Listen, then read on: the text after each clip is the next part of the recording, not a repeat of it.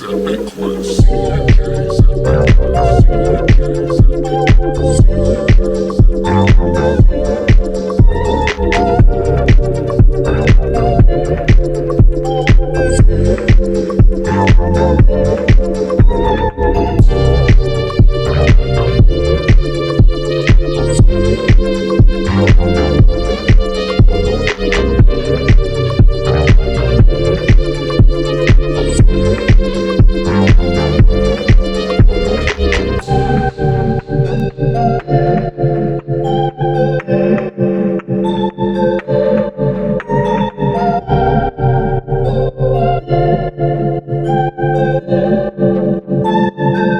DJ's Epic Quest. CMJ's Epic Quest. CMJ's Epic Quest. Hey everybody, welcome back to D&J's Epic Quest. Derek Thord here with Jarza Arlong. It's good to be back. We're gonna talk some House of Chains today, Chapter 7. Justin, I gave you a warning. I've got something I'm gonna bring up. I thought of this the other night as I was laying in bed. You're either gonna pee your pants laughing at me, or you're gonna be like, "You're such a fucking idiot," and you're gonna just end the recording right then and there. So. Oh, really? It's that? Wow. Okay. All right. Is this like something you will reveal now, or is this like there's a triggered moment? I'm not going to reveal it now. I don't know when the first instance occurs where I will reveal it, but you will know. It will be like a poorly timed dad joke. I'll say that. Okay. Building the suspense here for you. That will probably be a reaction I would expect, followed by Derek, you're an idiot. Goodbye. You are the weakest link. Yeah, I don't think it'll be the downfall of our podcast, but it will certainly be maybe something. Okay. All right. Well, and nobody else knows about this. This is just in my brain right now. So I have not, like I said, it just popped into my head. Yeah, that's all I can tell you. It's just there floating around. It's a thought, and it will be spoken sometime tonight. Okay. I just ask that no matter how ridiculous my reaction, that I at least hear the logic and reasoning up to. Oh, it will be very clear. Okay. You will connect the two dots, the two brain cells firing in my head. You'll be able to draw a line between them. You'll understand where it came from. Okay. All right. Sounds good. A very different beginning to our podcast than normal, everybody. So this is a Tuesday night in Minnesota, I guess. And it's like, what, 44 degrees right now? I think we hit 50 today, but it was windy, really windy out today. Well, I think chapter 6, it was like negative 30 degrees. So yeah. All right. Well, should we kick off chapter 7 here from House of Chains? Yeah, we should do the old patrons and shout them out here. All right. So in order of subscription, we've got Jan the Picker, Luciana Etrigan, Ryan the Topological, Damien the Rock of Faces, Nate Fiddle Me This, Shield Anvil Dylan, Calvin He Who Witnessed, Livia the Malazan Potato, Aaron Mott Irregular, Scott the Only, Graceless Passion, Dead Smell, and Gestriant. Thank you again for your subscriptions. I hope you guys are all liking the behind-the-scenes content. I know Damien, I think that's all he listens to is just the behind-the-scenes stuff. He wants it all, so he gets it all. Yeah, all of the farts, the burps, the ums, the ridiculous jokes, the interruptions. Yeah, I'm all for it. Yeah. One little way we can make things a little unscripted, I guess you could say. I mean, we're fairly unscripted, I think. I mean, we have our summaries, but like I don't know what we're really going to talk about until we start talking. So yeah, that's fair. That's fair. One thing for this chapter tonight, I'm going to offer up a trigger warning of sorts. I'm not really sure how to word it, but this chapter, there's unseemly, I guess, ideas. Not that anything is like acted upon, but the idea is there. To put it mildly, I guess would be child abuse. So that will be coming up towards, I think, the end of the chapter. But it is there, just a heads up. It's sprinkled throughout the chapter. Is it? Okay. I kind of remember it more towards the end in one of my, I think in one of my 2 sections specifically. Yeah. All right. Anyways, that is out of the way. So if you're sensitive to that type of thing, just be aware. The epigraph for this chapter: an army that waits is soon an army at war within itself. And that was Kellenved. Yeah, I think soldiers get bored, and I mean, soldiers want to fight, right? So they just start fighting each other. I definitely feel like this is a good representation of the Whirlwind's army at the moment, based on a lot of the things that we see in this chapter. And I will say that when I first read this chapter, I was not into it at all.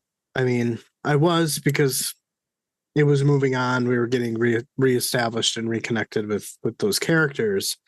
But like, it kind of felt like, you know what I mean?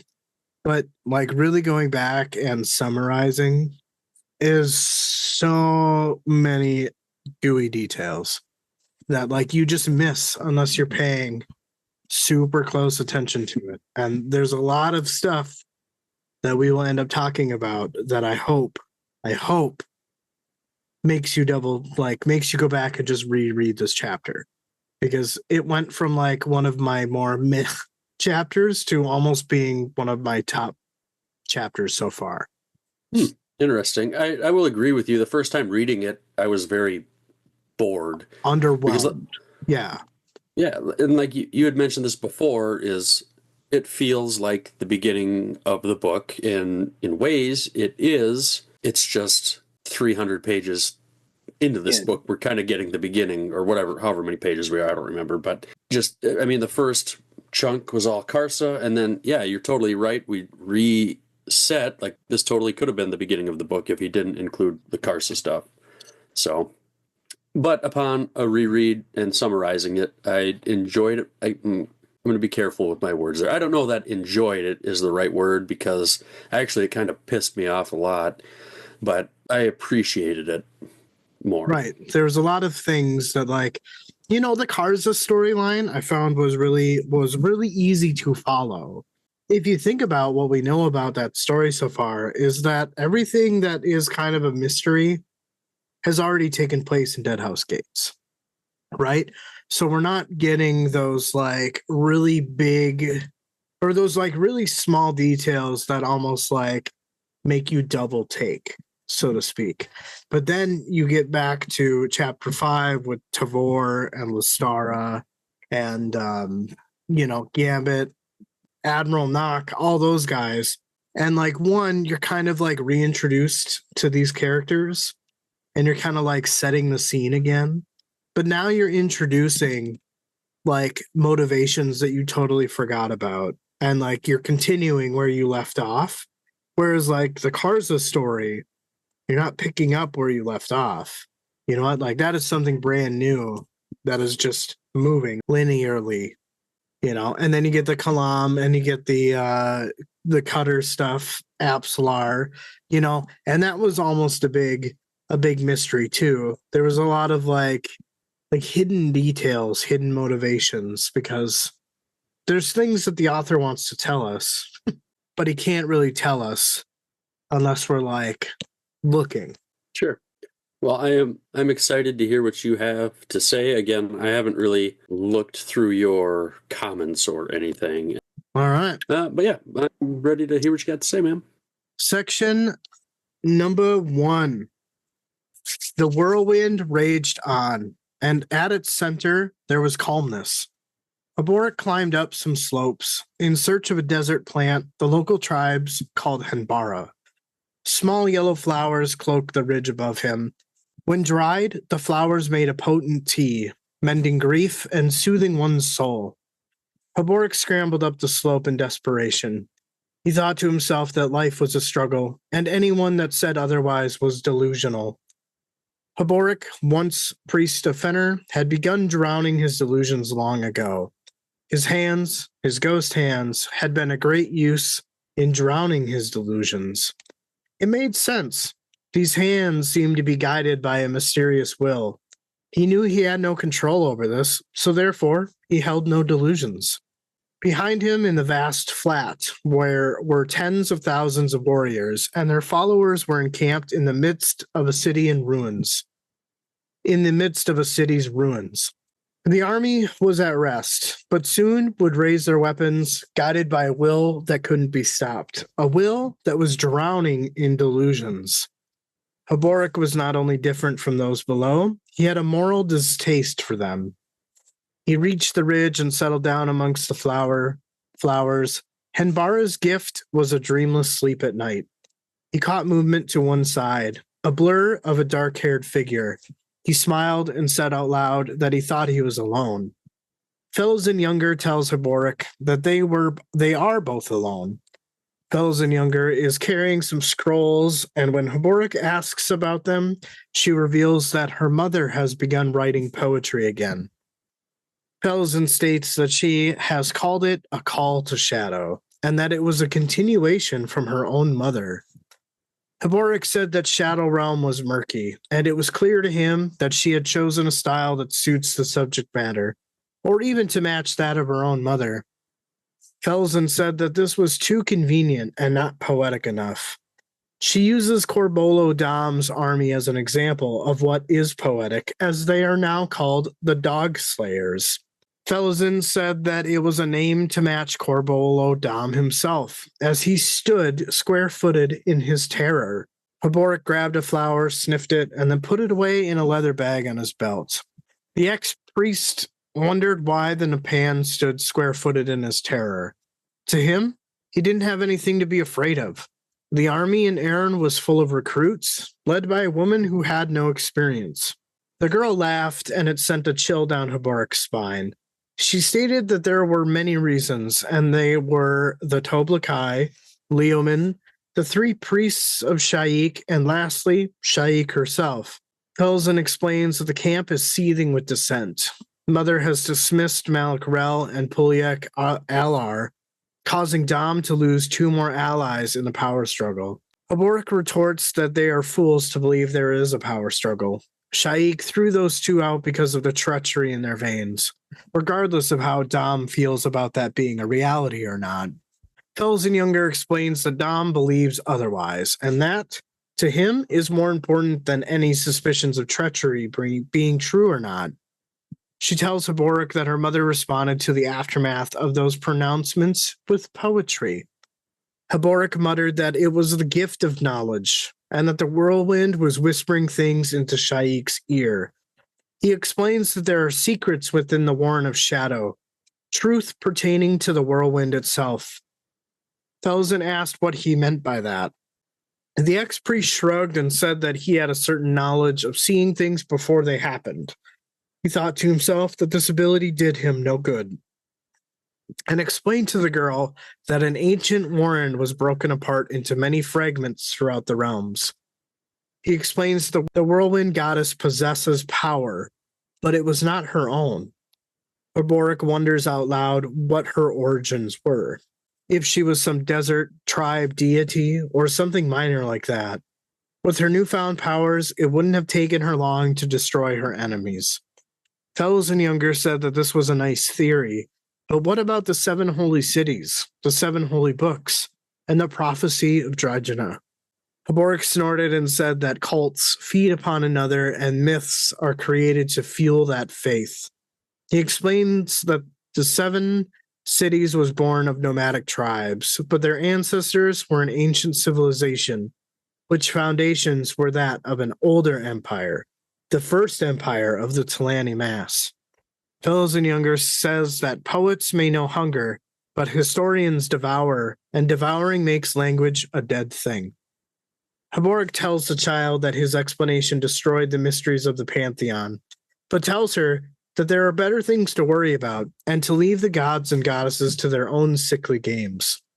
She laughs and tells the ex-priest that he was cast out by his god, imprisoned for his theories, and lastly, a thief with nothing left to steal. She says that she is not the one who needs to wonder. She climbs to her feet and tells him that she was sent to find him, as Leoman was in need of some advice. Haborik did not like this. He thinks to himself that where Leoman was, the Toblakai would be. and the Toblikai did not like the ex-priest. After his thoughts, he asked the girl where he could find Leoman. The child responded that he could be found in the pit temple. Haborik thought to himself about what Felazan Younger was doing in the company of Leoman. They walked side by side as they made their way down the slope and through the city. On his way, he observed the hustle and bustle of the city, and in his opinion, Sha'ik's camp was a miniature version of Seven Cities.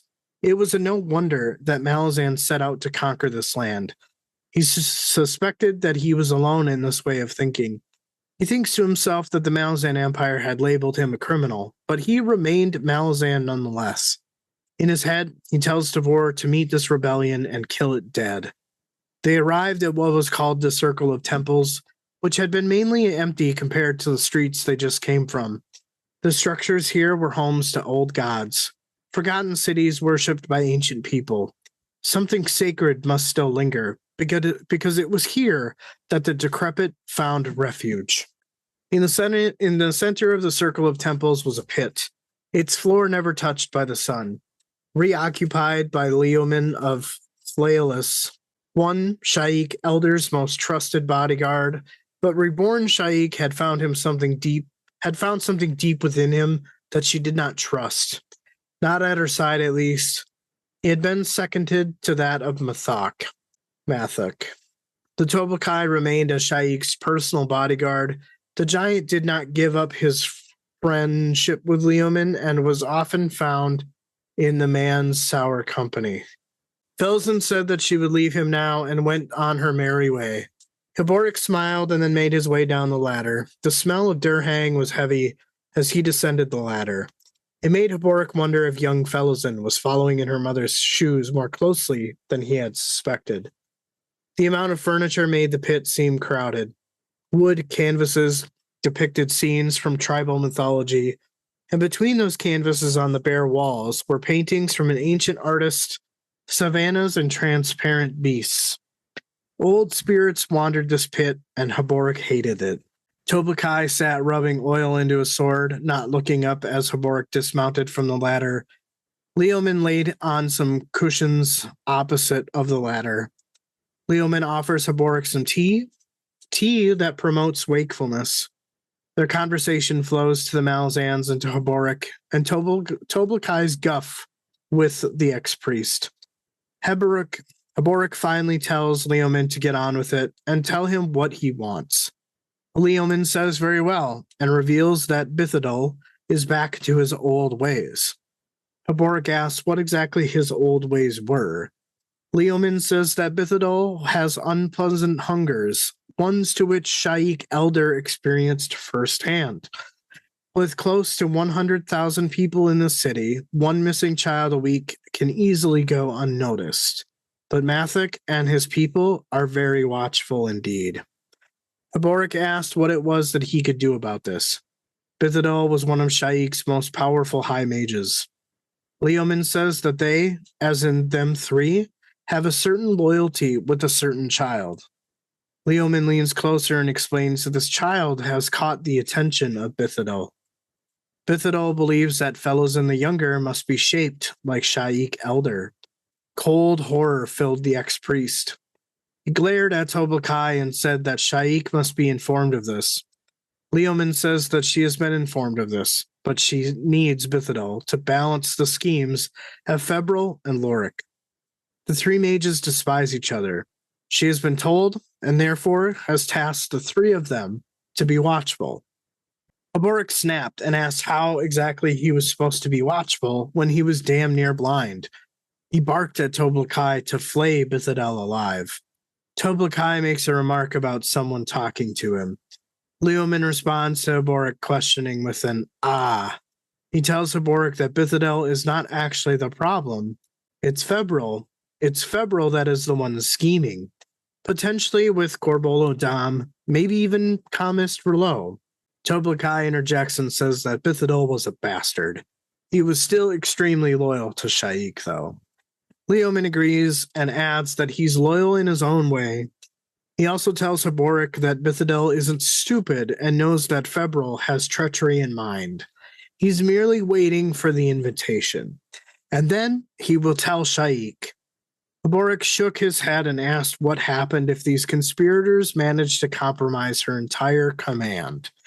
Leoman shrugged and poured some tea and explained that Sha'ik has the whirlwind. Mathak, himself, and Lorik will remain. Haborik was silent for a time, even ignoring a gesture from Leoman to join him in tea. Haborik finally murmured that Tobakai told Sha'ik nothing, and this was simply a scheme to get back into Sha'ik's good graces. Crush a conspiracy and eliminate Leoman's rivals, and now he's been invited into the lie. Leoman states that Sha'ik is aware of Bithadel seeking out children. Haborik adds that she hasn't been informed of the eye Bithadel has on fellows and younger. Leoman says that if she were to know about that, she would act too quickly and put the rebellion at risk. Haborik asked if he looked like he gave two shits about the rebellion. Leoman leaned back and said that Haborik didn't care about anything, not even himself, but he did care for the child. Haborik climbed to his feet and said that he was done here. Leoman told Haborik to go well and that he was always welcome. I think I had to check in the book. Not sure. You had it right once, but it's Bithadel, not Bithadel. Oh, maybe, yeah. You just mixed them up for whatever There's reason. probably, yeah. A little case of the dyslexics. So it's Bithadel? Yep. Bithadel. Gotcha. Yep. Oh, well. I'm glad that's the only thing you're looking up to correct. Why is that? I don't know. I feel like, again, like when I summarize, I'm really trying to like interpret it to like how two people would talk about it. You know, I mean, Erickson just has, again, this very poetic way of, you know, writing. And sometimes, as we felt victim to it, when you just read it, you miss so much. So I really just try to interpret it like I'm talking to someone who has no idea what I'm talking about. Gotcha. Sure. I don't want you to feel like I'm nitpicking or anything. Yeah, it's fine. Yeah. When you said it, it didn't sound quite right. And I'm like, well, maybe he is. So then I feel weird if we're recording. Bithadel. Yeah. I don't know why. It's just like Bithadel sounds better than Bithadel. Bithadel. It's a tongue twister. Yeah, instead of Bithadel. It doesn't matter. Whatever. He's still a bitch. So. Yes. Yeah. Yes, he is. He is a bitch. Anyway, all right. So this section is laced with things. So first of all, let's get to it. Yeah, the beginning of the way that this section opens is just so much of better visual than like what I could summarize. So just appreciate those like first two paragraphs of kind of reconnecting you to the whirlwind, the desert, the pan pots and Odin, all that stuff. So it was nice to have that. Agreed. Do you remember? I mean, did you have any distinct feelings when reading that first section or that first two paragraphs? I mean, I like the descriptions and everything, but I kind of had a hard time visualizing it for whatever reason. Gotcha. And just go back to like that color of the second book, like the dusty color and everything. Yeah. So like anytime I get that, like that's the color that's in my mind. Sure. This whole like part where Haborik is like, you know what? I've drowned my delusions long ago. And you know what? Honestly, these ghost hands have had a great help in that. But he's not delusionable. Delusionable. That's not a fucking word. He doesn't have any delusions about the fact that his hands are not guided by his own will, but they're guided by some mysterious will. You know what it makes me think of? Huh. You ever see those videos of like people, they're like sitting at the table, but then they've got like their dog's head through their shirt and they're just like feeding their dog. Like that's the kind dog of is just yeah, that's just kind of, you know, and then the person, like they can't really see anything and they're just controlling their hands and this head's there, you know, right? That's kind of what I think of for some weird reason. But also, I think the thing that is so jarring, and I think a lot of it is just that I don't remember much from Dead House Gates as far as like like character personalities is that I feel like I remembered him being a little bit more like optimistic in situations, and now it just kind of seems like he's not delusional, but maybe that's what this is referring to. But I feel like drowned his delusions long ago would imply way before the events of Deadhouse Gates. I guess I don't remember very much specifically about him It's feeling just like anytime, optimistic or not. yeah, anytime like Fellowsen would just, make a comment or a snide remark, he would always seem to be like, maybe not like overly optimistic, but like, he would have some type of explanation to like at least try to offer some reassurance, That's Yeah. kind of what I remember, but I totally could be wrong. That was a good year ago or more now, so. Right. But I think that you and I would probably both agree that this mysterious well is probably something to be related to the Jade statue. I guess I didn't even think about it really, so I'm not going to say I disagree.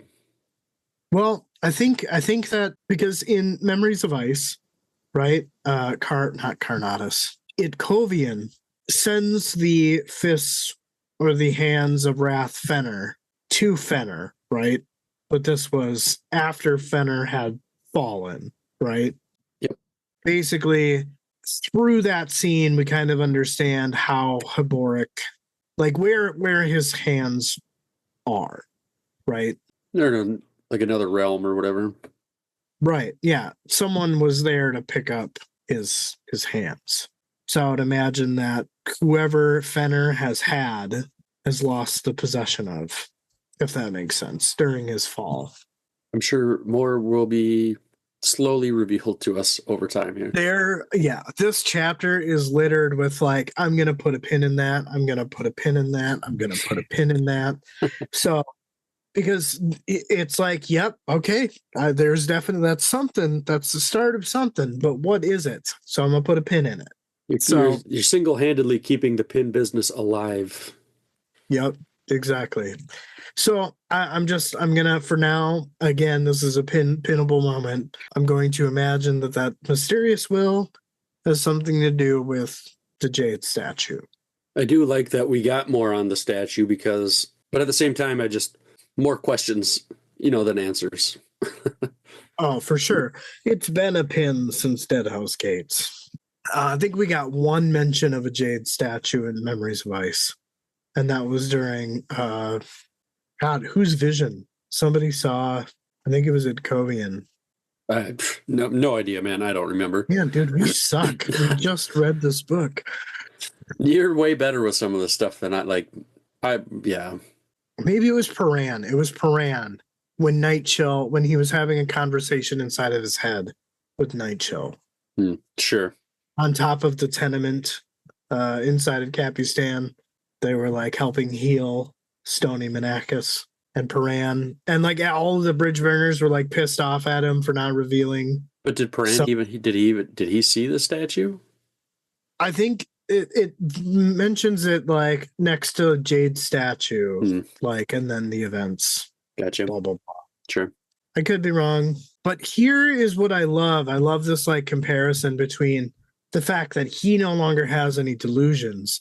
However, the whirlwind is drowning in delusions, right? The army was arrested, but the Reston's way, they could not be stopped, a will that was drowning in delusions.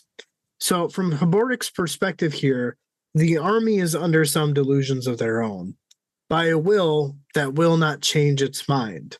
So here's my question. Is that the influence of the whirlwind, or is that Sha'ik? Is she so determined to get revenge, or is it just the fact that like the whirlwind is using that? Yeah, go ahead. I don't think it's necessarily Sha'ik, or if it is, it's by the end of this chapter going forward, it might change. Fair enough. I would agree with you on that. But again, it's one of those another pinnable moments. Yeah, for sure. The next call out that I have is we get this Call to Shadow poetry that Fells and Younger is talking to Haboric about her mother kind of re-exploring, right? But we get at the very beginning of the subbook of the subbook Cold Iron, the epigraph is the first we get of Call to Shadow. I don't remember what it says, but like that I feel like is the first instance in this book. I'm wondering if there's more though. I'm wondering if maybe we missed. I feel like I should go back through our documents to Gardens of the Moon and see how many of the epigraphs were called a shadow by Malazan.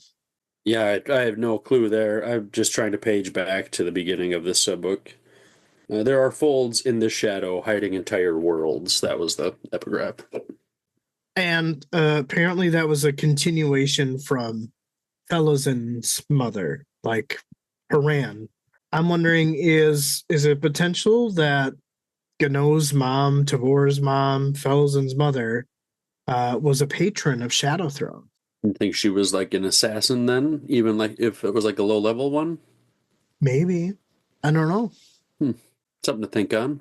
It is definitely something to think on because, I mean, we know that their family is nobility, right? Yep. But we know that the nobility was going against Lucine. Pinnable again. Here's some names that we haven't heard about in a while. Malik Rel and Puliak Alar. Do you remember who Alar is? I remember, not specifically, but I feel like I probably didn't like him. He was one of the nobles in the Chain of Dogs. So he was one of the nobles that was given Coltane a bunch of shit for not doing what they wanted to do. Oh, okay. Yeah. Yeah. And then, of course, Malik Rel, that fucking asshole. That fucking asshole. I do not like Rel. Yeah, I really don't like him either, but he's bottom. I mean, obviously, we've got a lot of characters to meet in the series yet, but right now, I've got a pretty solid bottom three, I think, of least favorite characters. And they are Malik Rel, Pormqual, and Bidithal. Right now, I think Bidithal's the worst. What about Beneth? He can be 4, I guess. Okay. All right.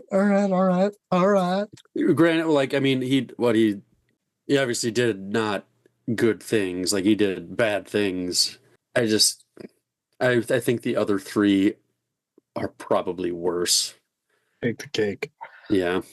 Yeah, it seems a little unfair to rate how bad somebody is and try to like judge why somebody's worse than the other, I guess. But yeah.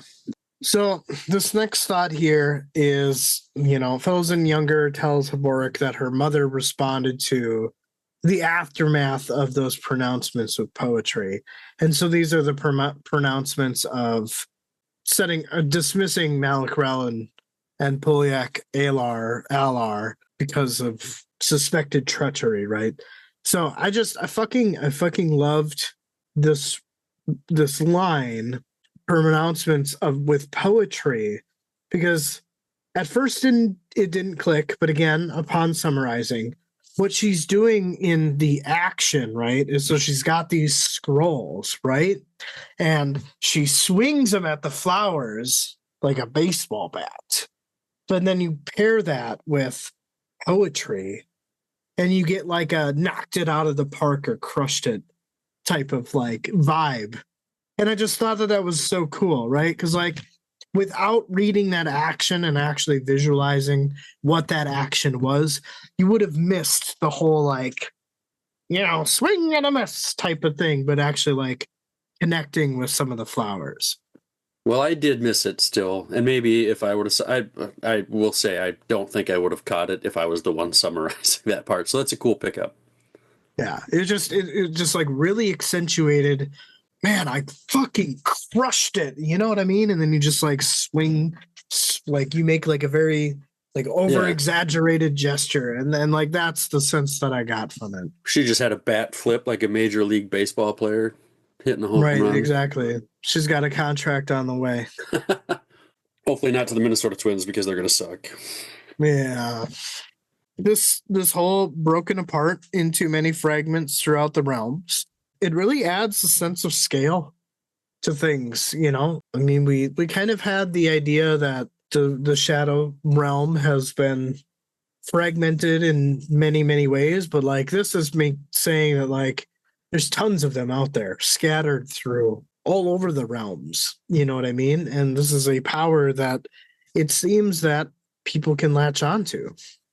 I thought of like, it talked about these. It made me think of like a broken mirror, just like the glass shattered and the pieces kind of going everywhere. Yeah, absolutely. But I mean, even is this like a? But again, you have to think of like I just keep going back to the whirlwind is like anti-Malazan, right? But who else wants to get what Lacine's got coming? Kellenvet and Dancer, right? So is this a strategic ploy? Is this like a gift from Shadow Throne? Like, hey, here you go. Whatever you are, here, take a part of this realm. Here's a different fragment.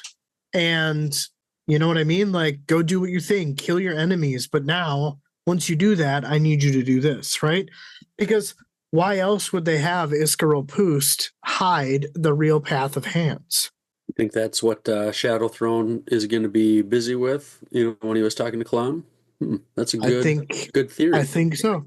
So I think that the whirlwind, and again, it's just so crazy how much like you forget from Deadhouse Gates, but then as you read it, like things just kind of like come right back in.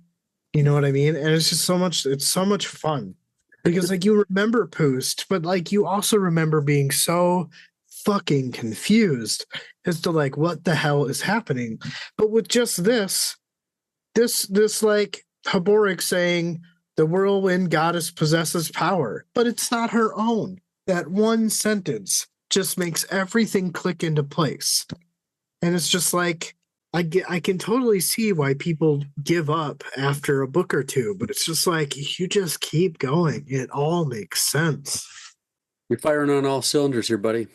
I loved this chapter. I would say that like if I had to rank them so far, it's chapter 3 and chapter 7. All right, this next one is a little longer because it really it was like I had a thought, that thought led to another thought, that thought led to another thought, and so on and so forth. All right. So when Felzen Younger and Haboric are talking about, the whirlwind, having found her powers and it wouldn't have taken her long to like destroy her enemies, that conversation that we just kind of had. Again, at the end of the last chapter, we got the 7 aligned structures, almost dog-like monuments inside of that nascent realm, right? I guess I thought they were dogs. I mean, that's kind of what I took it as. That's what I thought too. I mean, they're dog-like monuments. I wouldn't say that they're dogs, but they're, in the shape, I don't guess. know what they actually are, but like their physical appearance is that of a dog. Sure. Okay, that's fair. But I don't know if that's what they're called. You know what I mean? Yeah. So here's my question. Are the 7, like the Teblor gods, did they take control of these, or are they using them to their advantage? Or is this where the 7 originate from? Which would seem to be where I would go, as Troll, Sengar in the previous chapter says, that the inhabitants were more similar to features of the Amass. So my guess is like before the Amass went and did their ritual. I'm thinking that because the 7 holy cities, the 7 holy books exist here, I think that they had started something on 7 cities that they have taken to northern Genebacus. I think that is what has potentially given them, that was their ancient crime. And that is why the 7 are entombed in northern Genebacus, is because of what they did in 7 cities. Because like the whole, the end of last chapter with the Nascent realm, right? The fact that in that realm, Troll says that the inhabitants were more similar to the features of the Amass. Well, we know that the 7 are Amass. Yep. It's just, I'm wondering if, again, like this whole 7 cities, the 7 holy books, the 7 priests, blah, blah, blah, blah, blah. So this leads me to, again, another like thing. So I think that this is potentially the origin of the Soul Taken. and makes me think that either these rogue Talan, the Seven, brought their ideologies to Seven Cities, thus committing an ancient crime, which Hoboric seems to point out when he's talking about cults and myths, right? And I'm guessing the rest of the Amass didn't like this because we know that they fought with the Soul Taken. So I'm wondering if whatever it is that these seven did have to do with their war with the Soul Taken. That is a lot. Yeah. And I don't think I'm qualified to give you any sort of response. But I do like a lot of that. I think it's very cool. And I hope that you turn out right on, like, I feel like there's a lot of different parts. So like you said, it's not one idea. You kind of kept building on it. So I hope you're right. I hope you're right on a lot of that stuff. Yeah, I think that, like, I guess if I had to dumb down what I said, I think that the seven have done something against the, like, that the Amass didn't like, and my guess is that is how Soul Taken were born, and therefore were punished for that and moved to some tombs in northern Genebacus. I'm sure there's an explanation there, and then therefore was able to slowly come back, or the crippled god awoke in them, and now they were able to, like, infect the Teblor, you know what I mean, who are actually descendants from the Toblakai, are from the Amass, you know what I mean, like, that stood next to the Amass. So I think that is what's going on. Well, I hope we get some reveals there. I never, again, like, this stuff, like, I never would have put any of that together. Sorry. Okay. But dude, don't be sorry. Like, you're just fucking smart with this stuff. I love detail, and just these pins, man. The pins. That's going to be the theme of the episode, pins. All right. This moment with Hoboric is like, you know what, Tabor, I hope you meet this rebellion and just kill it dead. My thought was like, oh my God, Hoboric. Like, holy shit. You are just so uncomfortable. You are, like, ready to get the fuck out. He does not want to be here anymore. I don't think I've got anything to add to that. Fair enough. The other thought that I had is when they're kind of talking about this, what was it called? The Circle of Temples, so to speak. And it seems like there were a lot of children here too that were used for nefarious purposes until Sha'ik adopted them all, and now they all called her mother. I find this, like, kind of an interesting parallel because, to me, in my mind, the Whirlwind and Shadow Throne, whether they are linked intentionally or not, in my mind, they are linked. Malazan has adopted all of these refugee children who are basically being pimped out, for lack of a better term. But also, Shadow Throne has taken in or adopted a ton of children too. Aren't they dead though? They're the ones that were killed, like, staked, right? Right, they're definitely dead. So I mean, there's the souls of the children, but I just think it's an interesting parallel. It seems like opposites to me. Like, yeah, I get what you're saying, but it feels like two ends of the spectrum, you know? So because they're alive versus dead? Yeah. I think it's just more the act, you know what I mean? Sure. This other thought where Hoboric is kind of like checking out Leoman's digs, right? Checking out his surroundings. And on these walls, he notices some ancient artist has depicted, like, savannas and, like, transparent beasts. So, and I'm the only animal that I can think of that would be transparent are jellyfish. And I know that kind of fits with, like, the history that we know little about with Raraku, and that it used to be a vast ocean, right? Yeah. I can't think of anything else. I don't, yeah. I wouldn't consider jellyfish beasts, though. You know, like, when I think of beast, I think like big, brutal, unless it's just animal, like it's a beast, you know? Right. Yeah. It's not human. Or maybe they were giant jellyfish. Maybe. All right, a few more here. So Leoman kind of shrugs and explain that, you know, the Sha'ik has the whirlwind, She's got Mathak, which is just like the leader of a lot of the tribes out there. She's got Leoman, Lorik, and at the end here, Leoman says that the seven take us, and something about Dom being a liability. And that isn't my point, but this whole seven take us comment, seven seems to be a pretty dominant theme in this book so far, which just kind of accentuates my point earlier about the faces in the rock committing some ancient crime. And I think that they're the ones responsible for why this culture is so reliant upon like the seven cities, the seven Falad, or whatever they call them. You know what I mean? I think they're the reason why that there's a culture of seven. You think they were like each the head of a city or something like that? Maybe, yeah. Maybe that's how they got into power, you know? Could be, yeah. Yeah. Leoman told Habork to go well and that he was always welcome. You know, I know that earlier it's mentioned that Sha'ik doesn't trust him, but I don't really remember. I mean, I remember Leoman being like really quiet, but like also kind of loyal, you know, to Sha'ik and the Whirlwind. So I don't understand why like Sha'ik Reborn doesn't trust him.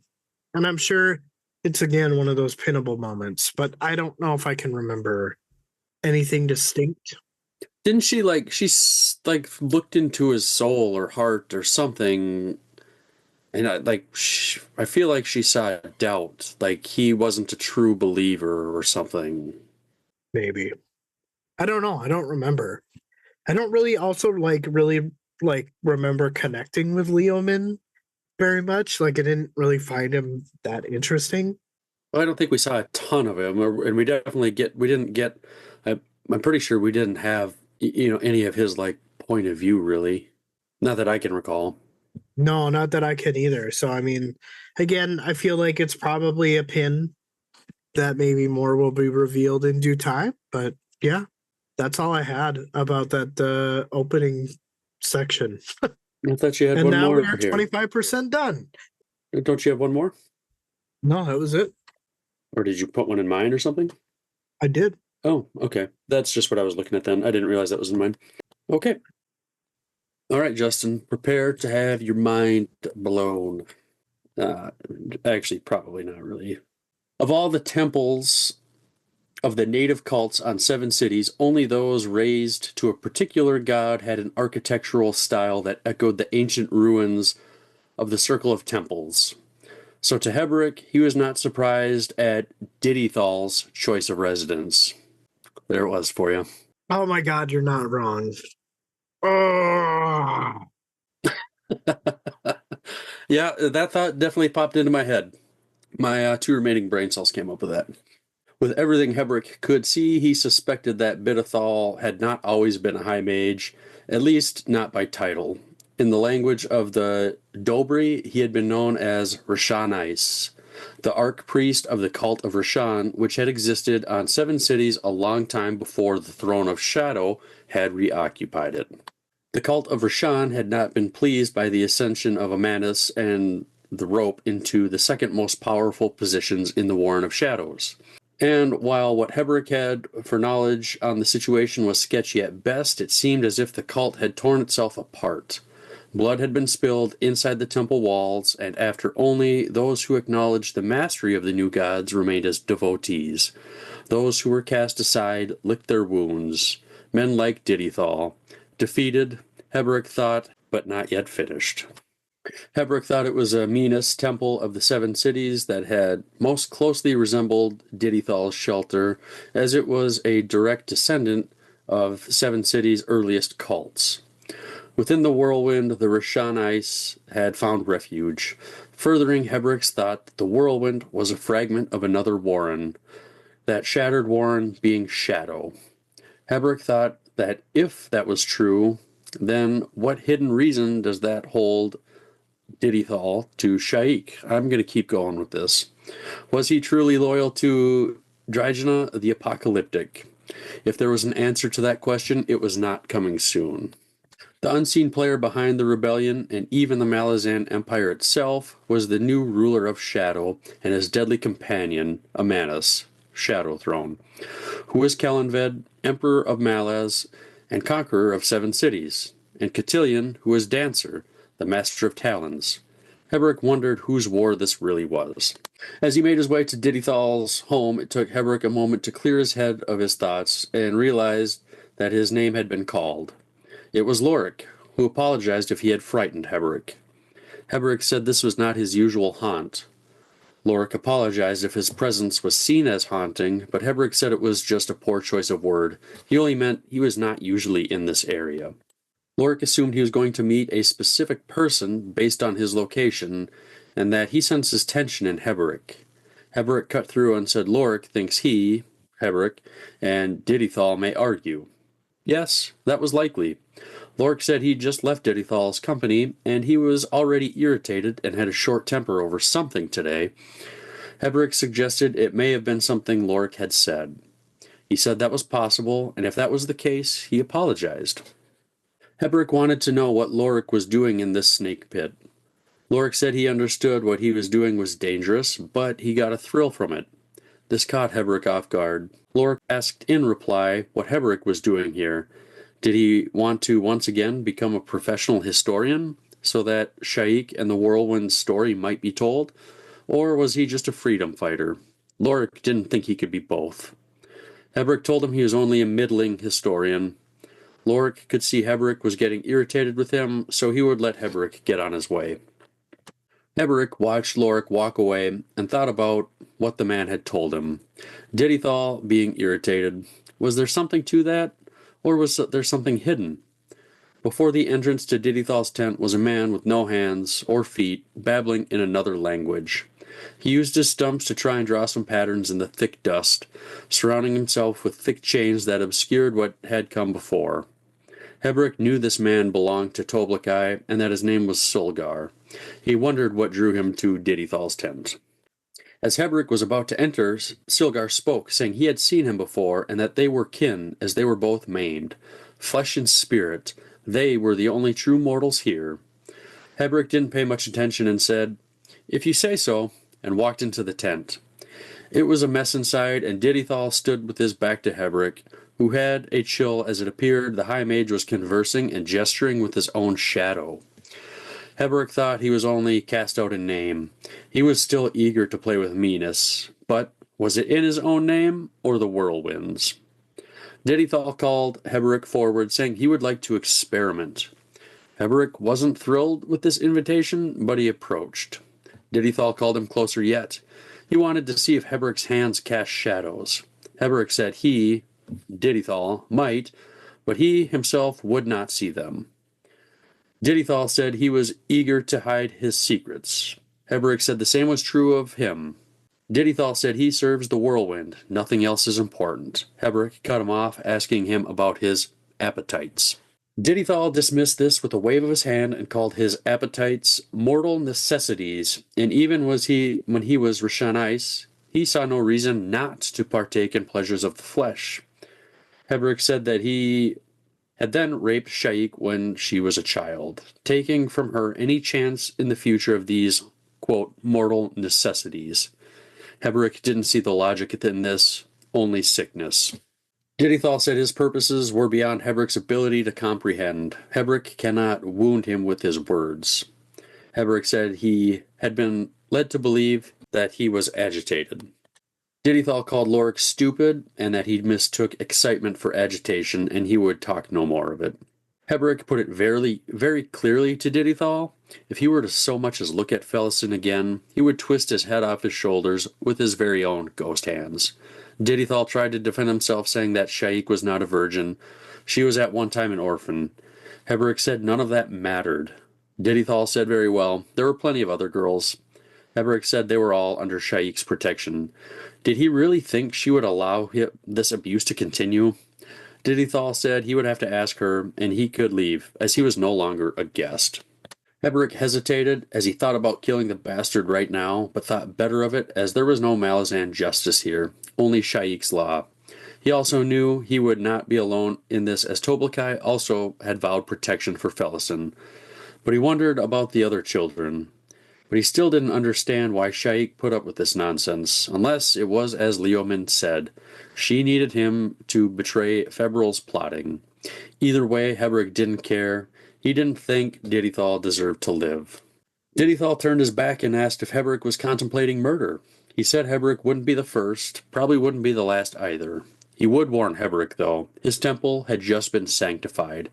If he took another steps toward him, he would see its power.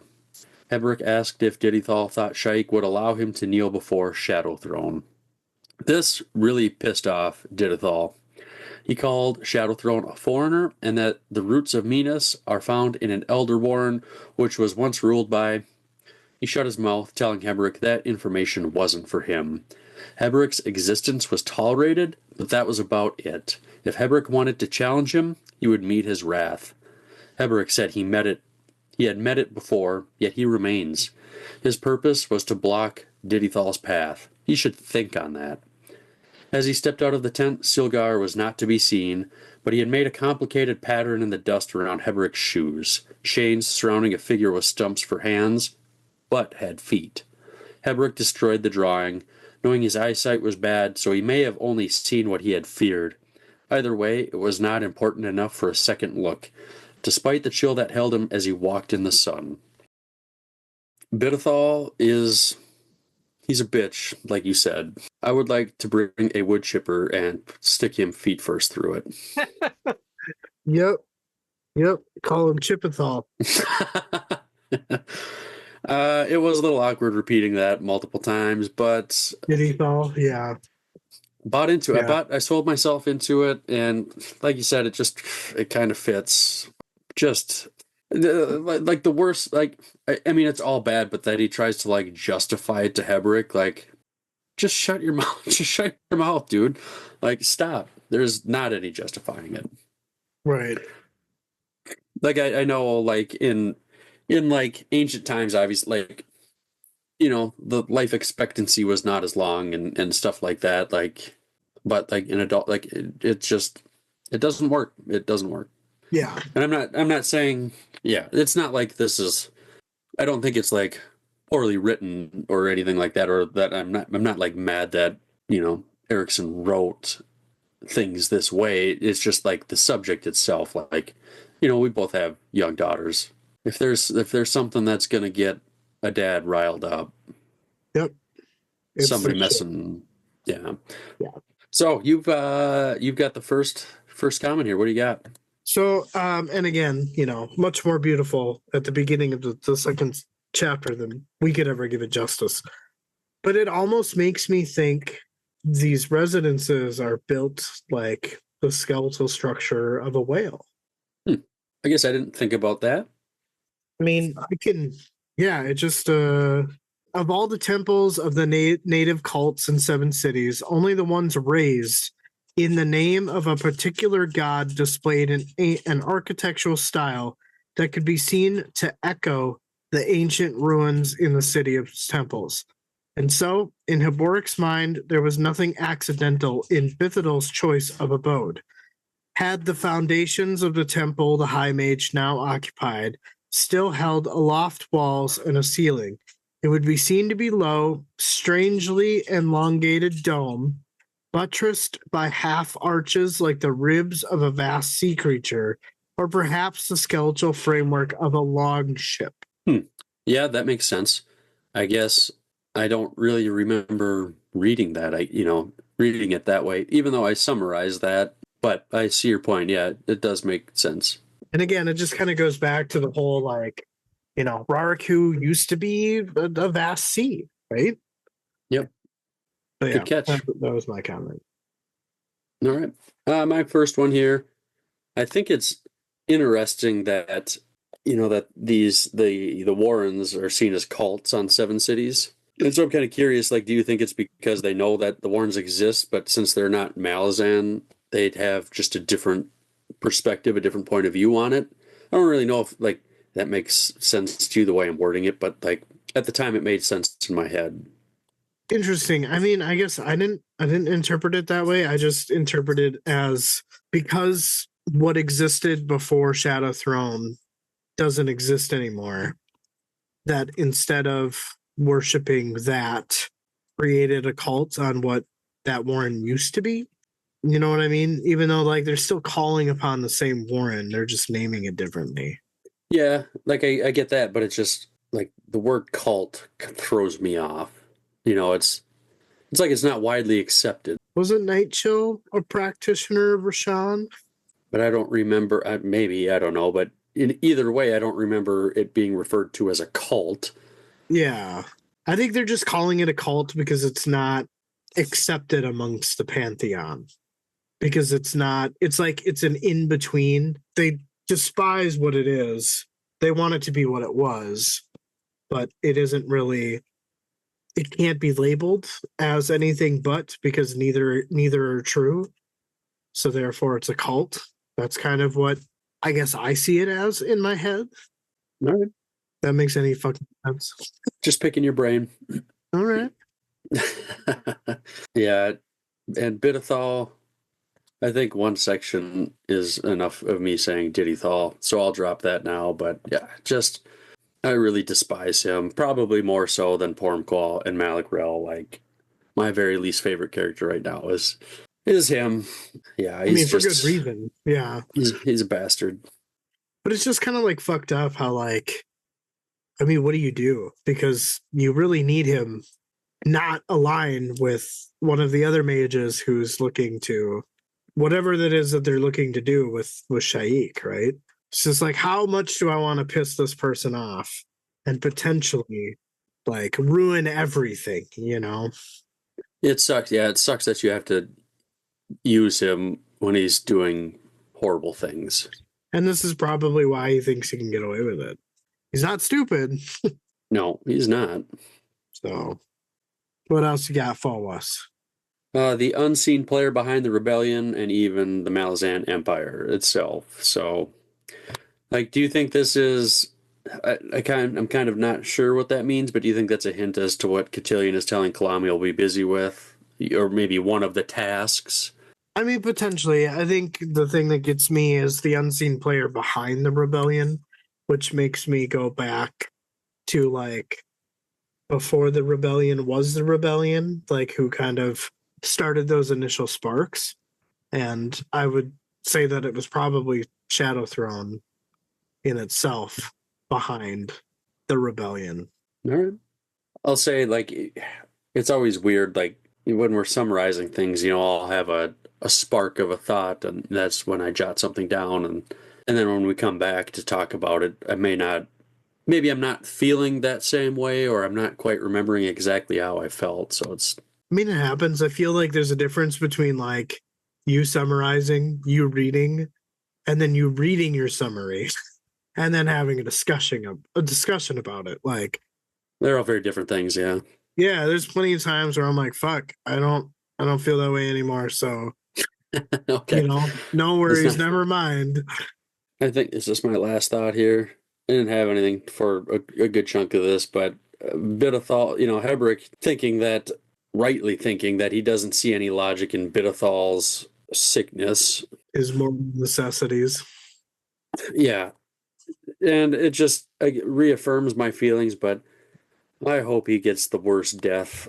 Like the most gruesome, nastiest, brutal death that we come across in this series. I would agree. And if he doesn't die, I'm gonna be like, yes. I'm gonna throw some books across the room if he somehow survives this thing. Maybe he'll be gifted some lube.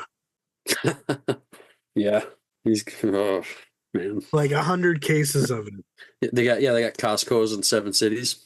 Yep. And then Heberick's thinking, like he wants to kill him. I think most rational, normal people would probably be like, yeah, let's do that. But he's like, well, I want to, but I can't. I shouldn't right now. But then he has this thought that, well, Toblakai is going to be looking out over things too. And I like that, even though that it's not that they won't talk to each other, I guess. It's that Toblakai doesn't want to talk to Heberick. And maybe they don't even know it, but they still find some like common ground on this. I just like that. Yeah. And my last thought here is really, it's just more a question for you. Bidethal calls Shadowthrone a foreigner, and that the roots of Minas are found in an elder warren which is once ruled by someone. Who do you think? I don't have any thoughts. Do you? Oh, it's Tistidor. Not anyone specific? Just the Tistidor. Oh, okay. Oh, you're looking for a specific person, right? Is that what you're asking? Yeah. Or okay, I thought you were asking like which warren it was. No. Okay. No, I have no idea who it was once ruled by. But one thing that I did want to ask you about is you said that the second most powerful positions in the Warren of Shadows, when you were talking about the Cult of Rashan, if they're currently occupying the second most powerful positions, what is the first? Because I was under the impression that they were the first. They were the first and the second. Well, I think the word in the chapter was Penultimate. which is like second. But is that just referring to Dancer? Or is that referring to both Amanus and Dancer? I guess I'm not sure. Interesting. If someone out there has an answer, that would be good. Yeah, it says the Cult of Rashan had not taken well the ascension of Amanus, Shadow Throne, and the rope into positions of penultimate power. So I feel like it's referring to both. Right, and that there's somebody above them. Yeah, I don't know. I don't like that. There's another player in the game, potentially, that we don't know about. Yeah, I mean, it says king is Shadow Throne, Amanus. The queen is empty. The assassin is the rope cotillion. There's no magi and there's no hound. But the hounds could just be the hounds, right? Maybe, yeah. We should save that one. Definitely put a pin in it, but maybe we jot that down if we get to talk to Mr. Erickson again sometime. Sure. Yeah. I do have a thought or something to run by you. Okay. About this section. How did you feel about what Silgar was drawing in the sand? Felt like he was drawing Heberic with chains stemming out from his shoes. And where are you going? What is your thought? Come on. Arza, his dream, the fact that like in this next sentence or how the next section opens up is by Karza talking about how these scars on his wrists and ankles look like separate tree stumps. The drawing of chains stemming from Heberic's thing. So you think Karsa's going to kill him at some point? I think that it's another pin is what I think. I don't necessarily have any type of evidence for anything outside of that. Like, I mean, just think about that, right? Like, put yourself, you're Haboric, right? You're going to confront Diddythul about the fact that he needs to start buying more lube, whatever the issue is, right? And you're like, okay, I know that you like came with the Toblakai, but like clearly there's some estrangement there. You seem to be crazy as fuck. You're drawing a bunch of chains over and over and over again in the ground surrounding you. I leave my shoes here. I go talk to Diddythal. I come back. You're nowhere to be found. But now you've drawn a bunch of chains around my shoes? Like there has to be something there. Like that is just so strange. The fact that like he calls him his kin because he has legs, he just doesn't have arms, he doesn't have hands. So I'm wondering if like Haboric maybe something to do with Karza's dream. Or maybe he really will kill Bidethal. He'll be chained to I don't know. All right. Yeah, I should have thought on that more because he made a point to write that, and there's not really much that's just throwaway stuff. So it wasn't really anything I put a lot of thought into. No thought really. And like I said, it's totally a pinnable moment. But I mean, you're right. He's calling so much attention to it that it has to mean something, right? Like it feels. I'm sure it will. It feels out of place, but like the right puzzle piece, just not in the correct place right now. Sure. I just thought it was weird. That was probably like, if there's anything that I took away from this section, it's that. That's like the thing that's like slapping me the hardest. All right. So yeah, that was just my one thought that you didn't make mention of. So I'm like, am I crazy or is there something here? No, dude, you're not crazy. I don't know. I mean, you could be, but I don't Yeah. think you're crazy for thinking it. Fair enough. Well, I don't have any other thoughts. I mean, it's just some confrontations, some motivations as to like, what the fuck are you doing? Yeah. Lots of pins. Lots of pins. Like I said, you're single-handedly keeping that industry alive. That's right. All right. Section 3 here, my last section. Woo. Probably my favorite one. I think Okay. these last two are my favorite. The scars from being bound made Karza's wrists and ankles look like separate tree stumps. Each one of them reminded him of every shackle that had been shut, every chain that had held him down. In his dreams, the pain returned like it was alive once more, weaving its way through confusing and upsetting scenes. Haborik had seen clearly enough those trailing ghosts, the countless deaths that stalked him day and night, loud enough inside Toblakai's mind to drown out the voice of Urugol. They were close enough to block out the stone monument of his god. The old man didn't understand everything, though, for the children that were recently birthed had not all fallen to his blood sword. They were never born as the bloodline severed in the trophy-cluttered cavern of the Teblor's history. Toblakai, a name of past glories, a race of warriors who had stood alongside mortal Emas, Jeghut, and demonic Forkrul Sail. Years ago, this would have brought pride to him, but now it weakened him. The Teblor had fallen hard from Thelomen Toblakai. The only thing similar was their appearance. The Teblor kneeled like fools to 7 faces carved in a rock. Valley dwellers, where every horizon was barely in reach.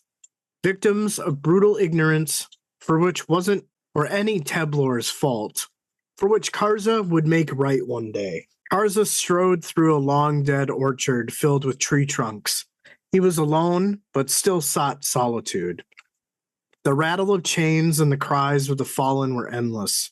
Even the mystery of Raraku's power couldn't help quiet his passengers. Raraku itself, not the whirlwind, for Karza knew that the whirlwind was yet a child compared to Raraku itself. The whirlwind was not the first storm it had ever had to deal with, nor did it bore the storm like it did all the others, with sand and stone.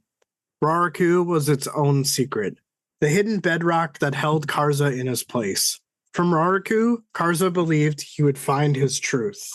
He had knelt before Sha'ik reborn, not out of servitude or resurrected faith, but that of relief. Relief that they could leave that scene of death where they failed to protect Sha'ik Elder. The death gnawed at Karza's insides. He was positive that the whirlwind was just using the scarred girl as a mortal tool. The fact that she had proved a willing participant blew Karza's mind. But she had her reasons and seemed eager for power. The words, "Lead us, war leader," laughed bitterly in his head as he wandered through the grove. He compares Sha'ik reborn to himself, and when he led an army of 2 to deliver mayhem. Sha'ik reborn and Sha'ik Elder were completely different. Elder, her visions of apocalypse dragging her along to her next task. She had seen truth in Karza's soul, but as all seers' truths, they were ambiguous. But awoke within Karza a certain watchfulness. It seemed that all he did these days was be watchful. The madness that was the whirlwind's soul seeped out like a poison to infect every leader of the rebellion. It was a rebellion, but not from the Malazan Empire, but rather sanity itself that they are rebelling against. Sanity, order, and honorable conduct. Rules of the common, as Leoman had called them. Even as he succumbed to the fumes of Durhang. Karza thought, though, that he actually never seen the man partake in the drugs, just the apparent aftermath. Karza figured that, like himself, Leoman was simply biding time. He wondered if Raraku was waiting for them. The Holy Desert possessed a gift, one that few had recognized and much less accepted. Karza, who was from forest-cloaked mountains, grew to love the desert, and in turn, the desert had shaped Karza. His skin was darker, and his eyes were now slits. Leoman had told him about the secrets of this place, one a true habitat would know. He describes the many features of the desert that could have roots to the sea and of seafarers. Raraku had known apocalypse firsthand. Millennia passed, but Karza wondered if Raraku welcomed its return. Sha'ik's goddess stalked the desert, but of the whirlwind's manifestation, whose was it? Cold, disconnected rage, or savage, uncontrollable argument? Did the goddess war with the desert? Far to the south, the Malazan prepared for their march. As you approached the heart of the grove, an altar in the center, sat Sha'ik with the book open. She spoke without turning around and said that she had seen Karza's footprints around this area before. Karza walked around the back of the altar to face her. She admitted that she only came to this place to wonder. Inside Karza's head, he says that this is what he does too. She asked him what he thought of what she wondered about. He said he didn't know. She smiled at him and revealed that the gift of the goddess offered only destruction. Karza looked around and said that this place would resist in the way of Raraku, as it is stone and holds well. Sha'ik said that may be for a while, but for her, there's something that remains within her to create. Karza that she shouldn't make a baby. Sha'ik laughs and calls him a fool, but says she should welcome his company more often. Karza, inside his head, asked why she chose not to. She gestured at the book and explained in nicer terms than I'm putting it, but said that the author was terrible. There was nothing but obsession and destruction and taking life. Not once does he offer anything else instead, and no vision of rebirth, and that makes her sad. She asks if that made him sad. Karza responded by asking her to follow him. He led her to another clearing. A mason's chest sat on the ground, and Karza stepped aside to allow Sha'ik to see his works in progress. Her breath quickened at the sight of the two carvings of warriors. She asked if he intended for the whole clearing to be like this. He said no, the others will be different. Her head turned at a sound, and she stepped closer to Karza as she saw a snake. He nodded and said that there would be more if they chose to stay here. Karza continued on to explain that they don't bite or spit. They only come to watch. She looked at him searchingly and asked him what power manifested here, as it's not the whirlwinds. He said no, and he doesn't have a name for it, but he thinks it's the Holy Desert. Sha'ik shook her head and said that she believed the power was his. He shrugged and said that they would have to wait and see until he had done all of them. She asked how many. Karza replied that besides Delim and Bayroth, there would be 7. She frowned and asked one for each of the holy protectors. Karza said no, as he hasn't decided. He gestures to the 2 Templar warriors and tells Sha'ik that these were creations. Sha'ik says that when she was young, she would write poetry in the path that her mother already walked. Karza said that he did not know that, and wished that it served her well. She tells Karza that creation is never about service. Karza stated that it was confusing the pattern. Sha'ik said that this is what they said and asked Karza why he had the urge to create. He shrugged and said that if he found the reason to create, it would be found in its journey. She stared at the statue once more and asked Karza what he was searching for in these old friends. Karza said that he was unsure. Sha'ik responded and said that maybe one day his friends would provide that answer. The snakes in their hundreds surrounded them. She thanked Karza and said that she was humbled and revived. Karza replies and tells her that there is trouble in her city. Sha'ik says that she knows. She then asked if the snakes would let her pass. Karza said yes, but to not step and to shuffle. They will then create a path. He then said that he would keep her updated on any developments. She told him thanks and walked away.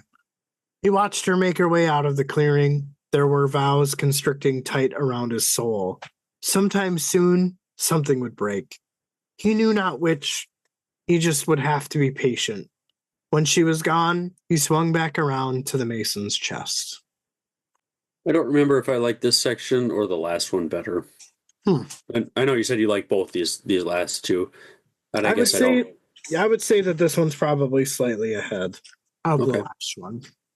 I don't remember having like a clear-cut favorite, but yeah, I mean, this whole chapter is good. And again, it's one of those things where if you just fly through it, you are missing a lot of stuff. The first thing is this kind of sparked a little bit of a recollection. Karza is saying that, he's talking about these things, right? His dream, essentially. And clearly it's gotten worse. It doesn't seem like it's really a dream, like things are getting closer. He's constantly like haunted, right, by these things. So much so that it's drowning out his god, which I think is the purpose. But Haborik had seen clearly enough those trailing ghosts. And I feel like this is partly the reason why they don't get along. Because I feel like in Dead House Gates, Haborik mentioned something about the people Tobakai had killed, and he did not like that comment. You remember that? I kind of remember them being at odds. They had arguments or something, but I don't really have much in the way of specifics. So if that's what you remember, I'll definitely go with it. I'm pretty sure it was because he didn't like that Haborik saw these trailing ghosts. Because I remember being confused by that Dead House Gates. I'm like, how is Haborik? How, you know what I mean? Like, yeah, that sounds pretty right. There's some more Dead House Gates recollection. I want to see if you remember these or not. You be prepared to be disappointed. You'll be fine. But anyway, and he kind of goes on talking about like, yeah, I've killed these women and children and whatever. I've killed a lot. But what Haborik is failing to understand is that I never actually killed these children that were born because they haven't been born yet. They basically died because he killed their mother. Tit for tat type of thing, right? I mean, it's still, I guess you could say, a taking of two lives. Killing pregnant people. Yep. But also just this like next part where, years ago, it would have brought him pride to know that he came from, Tobakai, who had stood next to mortally masked Jaghut and the Fork Rules Sail and had many past glories, right? For him to feel weakness, right? It gets to you, just the way that Karza is feeling here. And again, it's kind of poetic in nature from Erickson. Like, it's not just spelled out like that, right? Like, it's not Karza is sad because of this. You know what I mean? It's like very poetically demonstrated. And like, you really have to be paying attention. And it's almost like he's Sha'ik writing what Karza is going through. Right? As if Sha'ik, who has refound poetry, is writing Karza's experience here.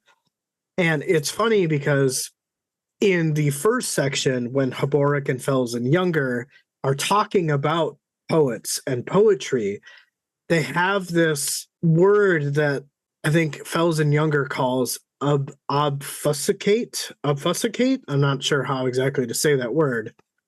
Obfuscate? Obfuscate, yeah. But it means to render obscure, unclear, or unintelligible. So I think it's funny how even in these last like 3 chapters, there's a lot of moments. There's not moments of unclarity. I feel like it's just kind of like a poetic way. I don't know what I'm trying to say here. I thought it was great how it almost seems like in the first section, they're criticizing poets for being unclear or unintelligible, but yet in this chapter and even the last chapter, we get kind of some unclear or obscure themes. Does that make sense? I kind of had a thought as I was listening to you read your section, and I think it was in this part. I may be jumping ahead a little bit. I'm not sure. Yeah, I think I'm jumping ahead a little bit, but You just want to wait till we get there then? sure. All right. I'll try to put a mental pin in it. There you go, bringing it back. The way Karza feels, like it's such a complete different from chapters 1 through 2, right?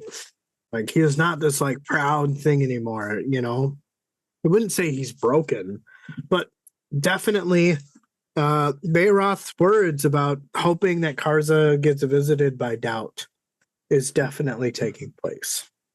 So at that moment in time, that was some foreshadowing. He's got some depth to him now. He's not just kind of this one-dimensional warrior that wants to kill everything. He's almost a little bit taking over my favorite character. I really like Karza. Yeah. Yeah. I was just thinking, I showed you that post I made on Reddit. Yeah. And somebody commented on it, not directly at me, but on somebody else's comment. And I can't remember, I'd have to look, but just kind of going off memory, it was like, basically just said, like, do you not think Karsa's done some horrible things too? And that's kind of stuck with me and just made me think, like, how much I really was on the fence with him, where I don't know if I like him or not. It just kind of brought those vibes back. I mean, that's fair. Absolutely. The shit that he's done is atrocious. Like, is it any less forgivable than what Bidethal is doing, No, but I think it's the lesson learned, right? Like, Bidethal, I almost did it again. Bidethal is not learning. He doesn't feel bad. There's no moral compass, whereas Karza is like, oh man, I fucked up. You know what I mean? But does that like justify it though? It doesn't justify it at all. But do you keep doing it or do you change your ways? I mean, you can change your ways, but it still doesn't change the fact of what you've done. No. I mean, if you're a murderer, you're still a murderer, even if you feel bad about it 30 years later when you're out of prison or whatever. Yeah. Apples, oranges, not the same thing. But I think it just all depends on what societally you view as just for those crimes. I guess the point with like Karsa and Bidethal, like Karsa, like they obviously raped plenty of women. I guess it's unclear if any of them were effectively children or not, but it just like that comment really made me think on it. And I'm not saying like you're wrong if he's your favorite character or anything like that, but it's definitely caused some reflection on me with him to where I'm still kind of in that gray area, even though I recognize like he is not the same character that he was. Yeah.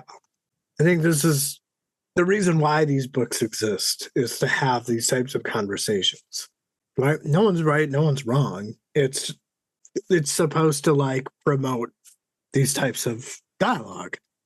Well, if you said Bidethal was right, then I might just tell you you're wrong. That's fair. I'm just, yeah. But that's obviously the extreme scenario, like, again, like a rational person probably isn't going down that thought line. No. And again, kind of along these thoughts, Karza is like, you know what? We Teblor kneeled to some 7 faces in a fucking rock. We're valley dwellers. We were isolated. We had a brutal ignorance. And it's not any one of our fault. And then he's like, but one day I'm going to make right. I'm going to make right that.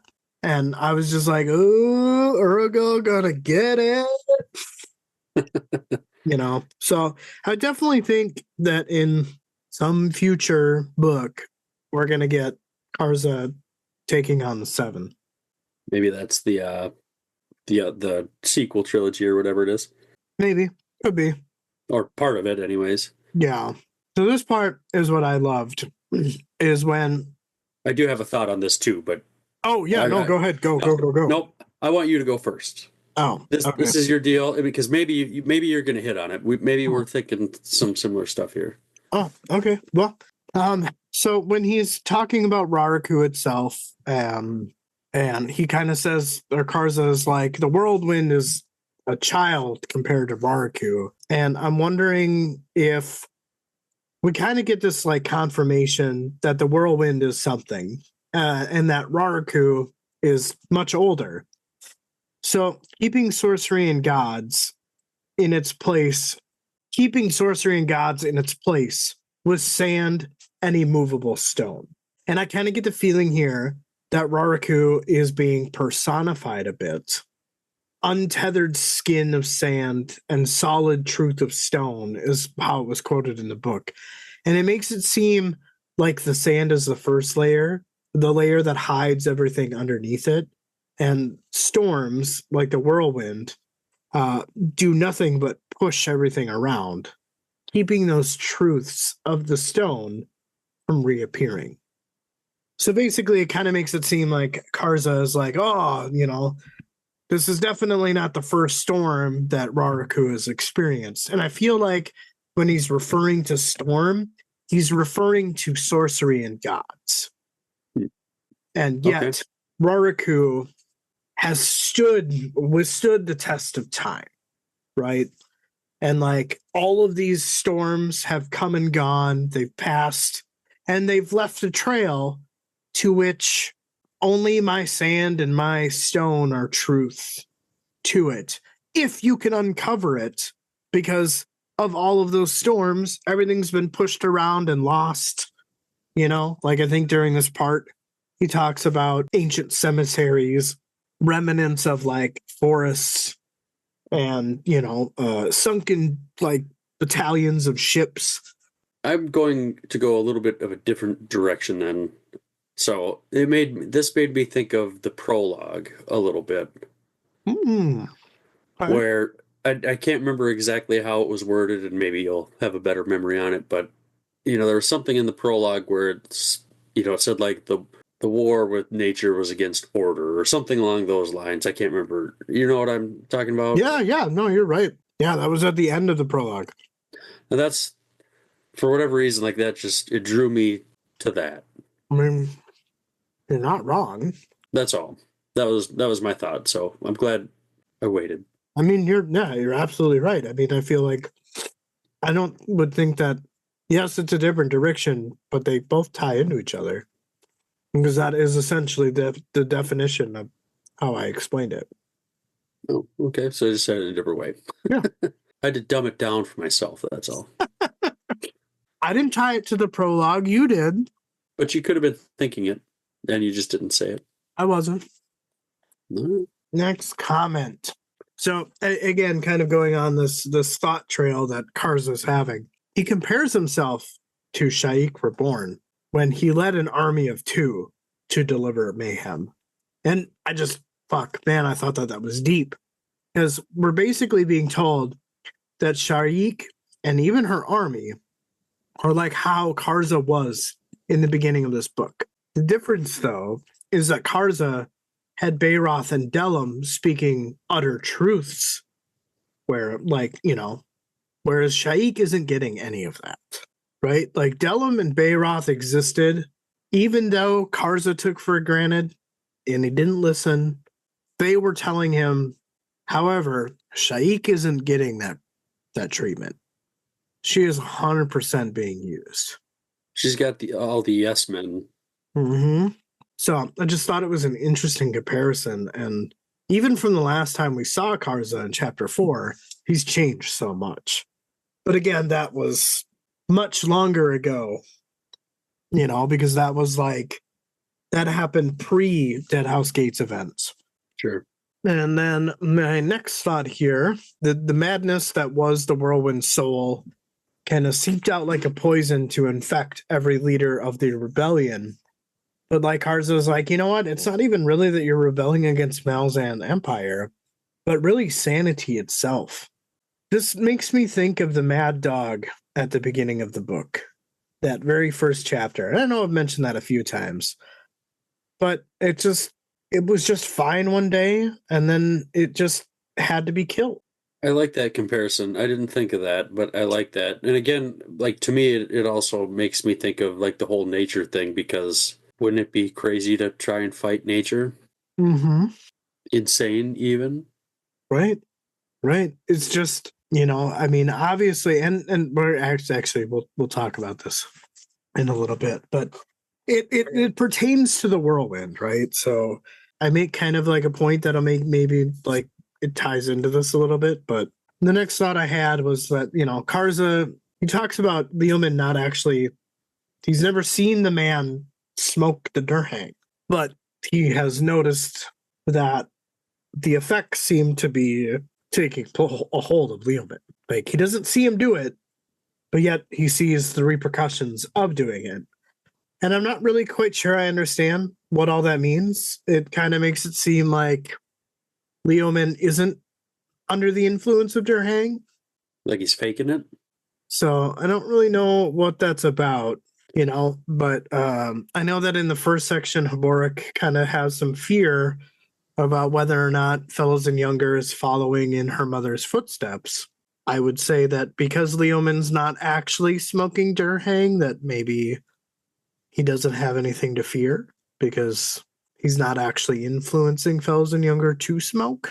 Unless it's just like maybe he wants to be like underestimated or something. That's a very good point. Because if what Haborik said at the end of that first section is that like, oh, you guys are just fucking pulling my tail. Like, you haven't said shit. You just want to invite me in for whatever purpose that I won't serve you, I guess we'll see.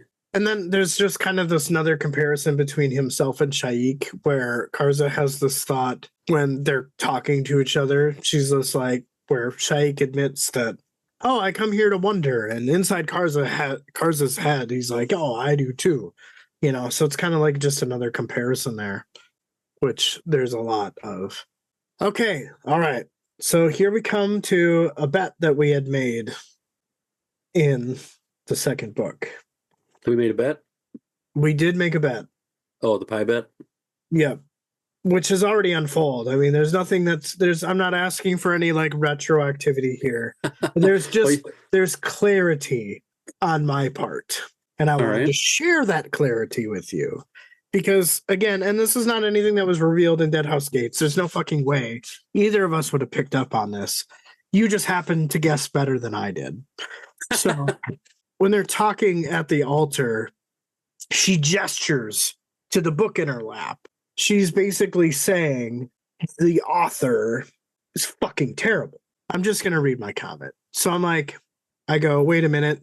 Wasn't Karza already sad when he opened the book in Dead House Gates? Remember that scene in Dead House Gates where Fellowson is like, here, Leoman, look at the book. Because it was empty, right? And Leoman didn't see anything, but then Toblakai started crying. I don't know if I remember him crying, but yeah, I'm kind of... Okay, keep going. Okay, yeah. So he was crying. I did look this up safely to confirm my suspicions.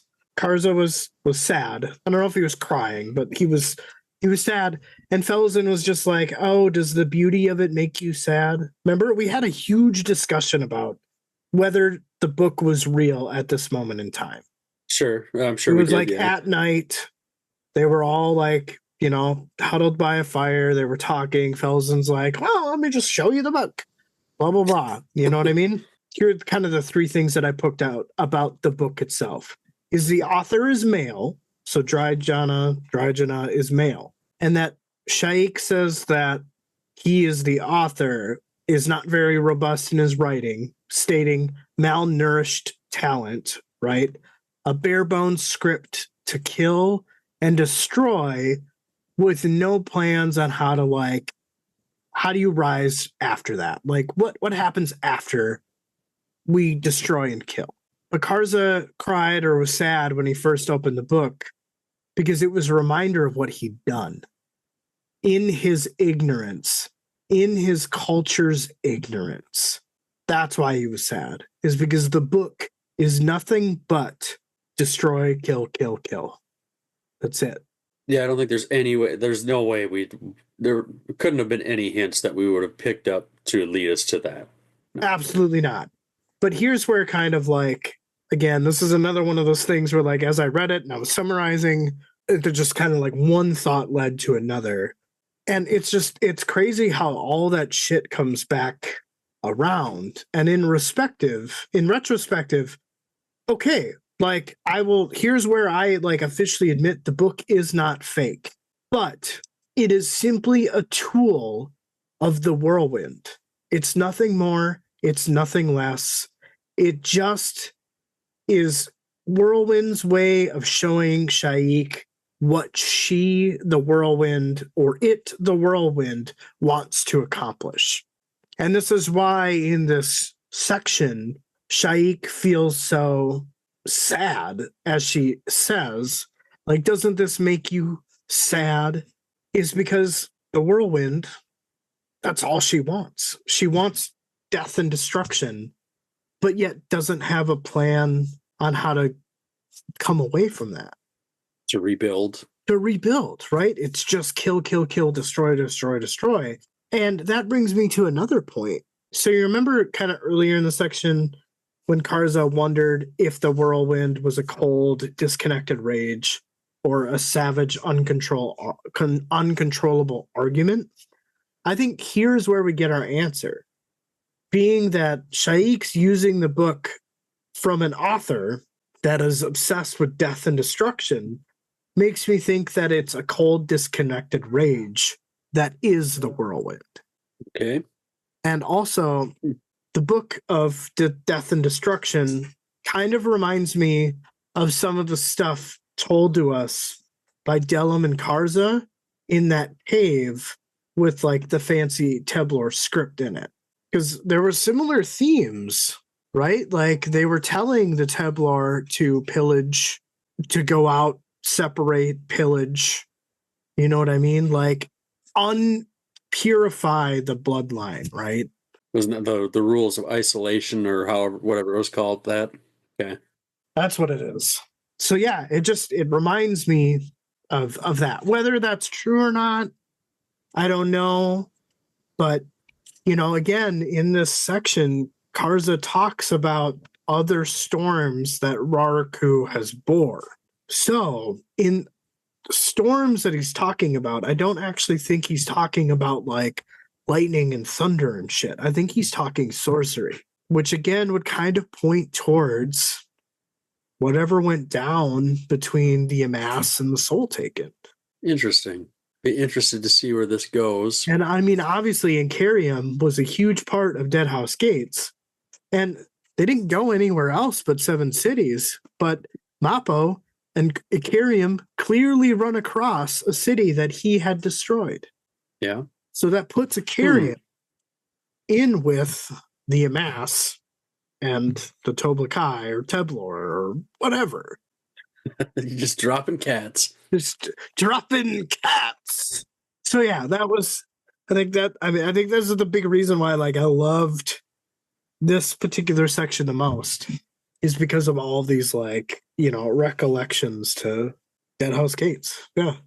It is a lot of fun hearing you put this stuff together. I will say that. I don't even know if it is correct though. Like that's, but it's just, I don't even care. It's so good that it has to be, right? Like, I mean, if anything, it's a great theory if you're not right. Yeah. Which it sounds good. Yeah. That's true. And you're very confident in it. I like that. I am. It feels too good to be true, maybe, but I guess I don't care if I'm wrong. But there's a connection there. There's pins that I'm going to put in it. Yeah. Oh yeah. There's a lot of pins. The section brings up a mason's chest. I was like, why are we talking about a chest? And at first it seemed random, but it's where his tools are to carve into the trees. Mason's chest. There were trees that he was carving into? Yep. Okay. For whatever reason, I guess I was thinking it was rocks. No, maybe I'm just misremembering it. Yeah, because they're in like a clearing. Also, like, I don't know if you've got this as a point further down or not, but I assumed, he says the other 7, that those would be Urigal and the other ones, the other gods. And Sha'ik is like, oh, the 7 holy whatever, like, and he's just kind of like, yeah, whatever you say. Mm. Sorry, I didn't word that very well at all, but No, I get what you're saying. I guess I kind of had a feeling that that's what he was gonna do, but I don't know why he would. Because why would you pair up the 7 faces in the rock with Delim and Feyroth? because I mean, I guess it's his buddies. He misses his buddies, and Do you think it's a reminder? They're all a reminder of what he wants to do? or it's, I mean, his like religion, right? I don't know, just a homage to his people. But I don't think at this point he worships them anymore. I think at this point he's denouncing them because of based on what he says earlier in the section. But why? Well, so and maybe this just kind of leads into what you're thinking. But why? But why would you carve something to begin with? Why would he carve statues or whatever you want to call them of his 2 friends? So you remember them, right? Yeah. Maybe even if he doesn't worship the 7 anymore, maybe he still wants to remember them. Maybe. Or leave something to be remembered of them, I guess. I don't know. I mean, I guess my question is like, what about Torvald? What about him? I feel like he would like carve him more than anyone else just because of the bond that they made. Yeah, but do you think he still kind of looks down on him a little bit since he was Sunid or whatever other one he was? Torvald Nam? He wasn't Teblor. Who am I thinking of then? I'm thinking of the dude that was down was strapped to the log with him or whatever. Yeah, that was Torvald Nam. But he wasn't a Teblor. He's a Daru. Ralik Nam's cousin. Torvald. Sorry. Don't make fun of me. Yeah, those are some pretty harsh eyes there, man. All right, well, we'll just shame you later. Yeah. Okay. It probably happens a lot. Oh, you're funny. Okay. They met Keeper together. Yeah. Okay. I don't know why. I was thinking, they're down they were in the pit together. Yeah, they were he was there for 3 chapters, very long chapters, and then he was just gone. I get it. Makes sense. I'm sure he'll come up again at some point. Yeah. All right, next thought. So I don't know about you, but I'm noticing a lot of references to snakes, pit vipers in this chapter. In my recollection, snakes are usually a sign of something bad is about to happen, like a warning. I don't know did you catch all of the like snake references? The whole snake thing seemed odd to me, and I wonder if they're divers. Just because of how they act, he's like, well, just shuffle your feet and they'll like make a path for you. Like I don't know, it seems weird. Or that they've come to watch. The fact that they've come to watch. Yeah, it seems like an odd thing for a wild snake to do, let alone hundreds of them. Well, right, and they're not really like pack animals. Yeah. Interesting. Okay, so it's probably one person that is breaking up into many snakes. I don't know that I'm like 100% sold on it, but it's a thought. Do you think it's one of the high mages, like spying on Sha'ik's bodyguard and even Sha'ik herself? I had not thought about that, but could be. Because Karza talks about them like they come to watch, like he's seen them before. Yeah. I don't know. Interesting. So Sha'ik says that no, I don't think that the power, whatever this is the Holy Deserts. I think that it's yours. Karza just shrugs and said that he would have to wait and see until he had carved all of them.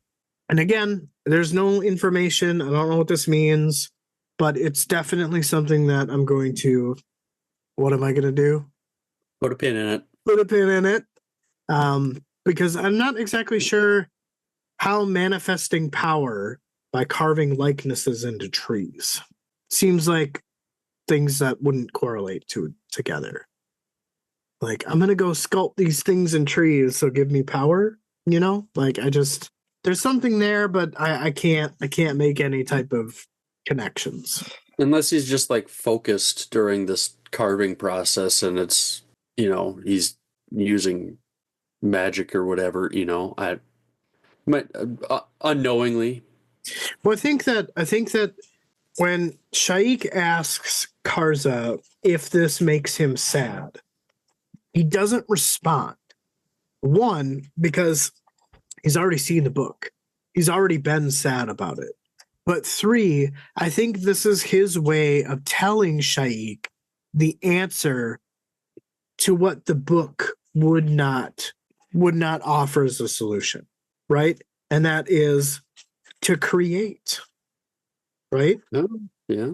How do you come back from kill and destruction? You create. That makes sense. So I think he's showing her the answer, but because he's already creating, there's some type of power manifesting. Okay, I'll go with that. All right. Next thought. Oh, okay. Yeah. So the next thought was because creation is the solution, not mentioned in the Book of Dryjana.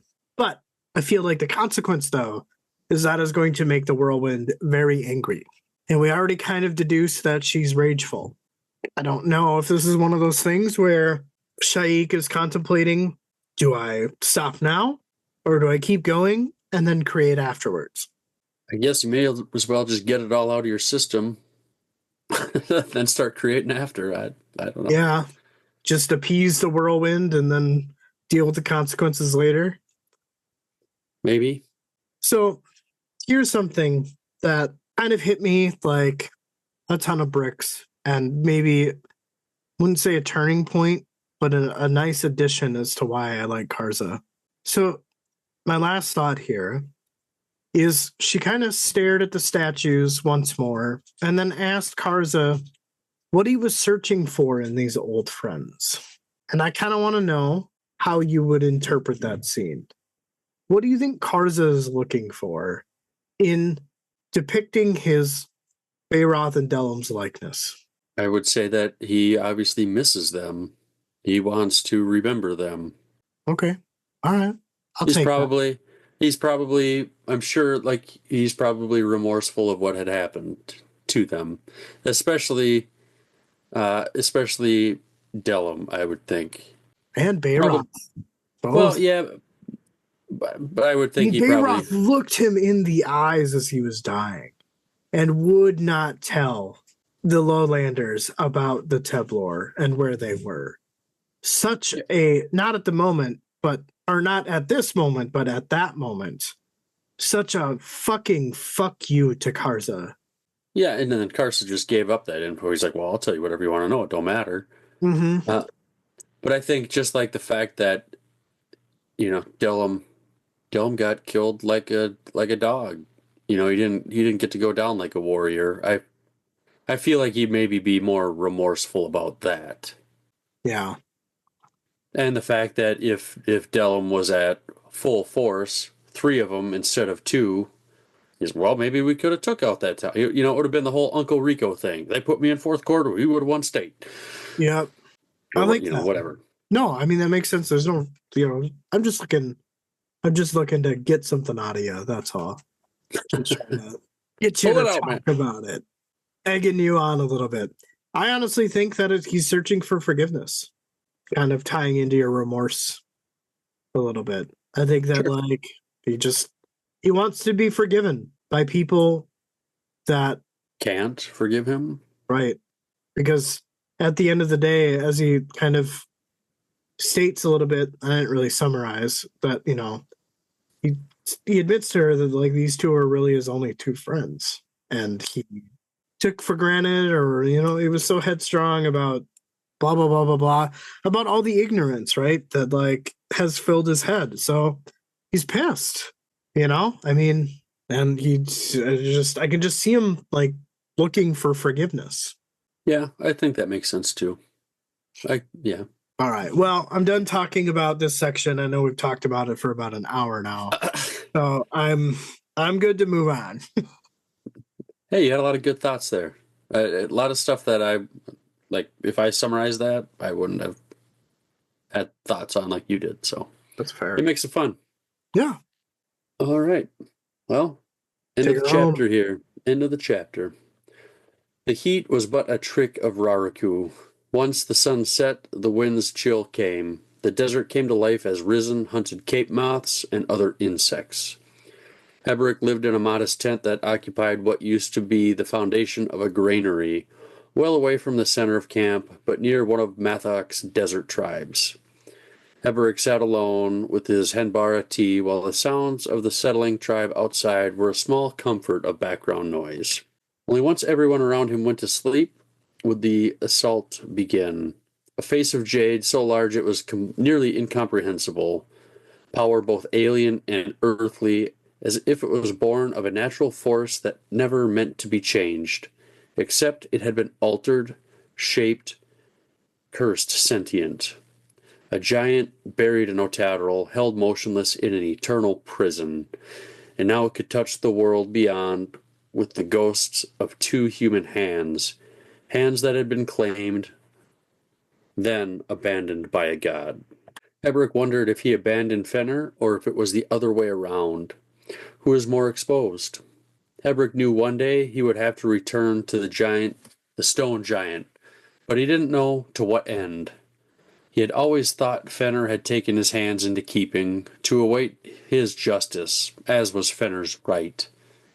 Heberick accepted this, but it seemed like there was no limit to the betrayals a once priest could commit against his god. Fenner had been ripped from his realm, left abandoned and trapped on this world, and Heberick's hands had found a new master, so powerful it could war with Otadral itself.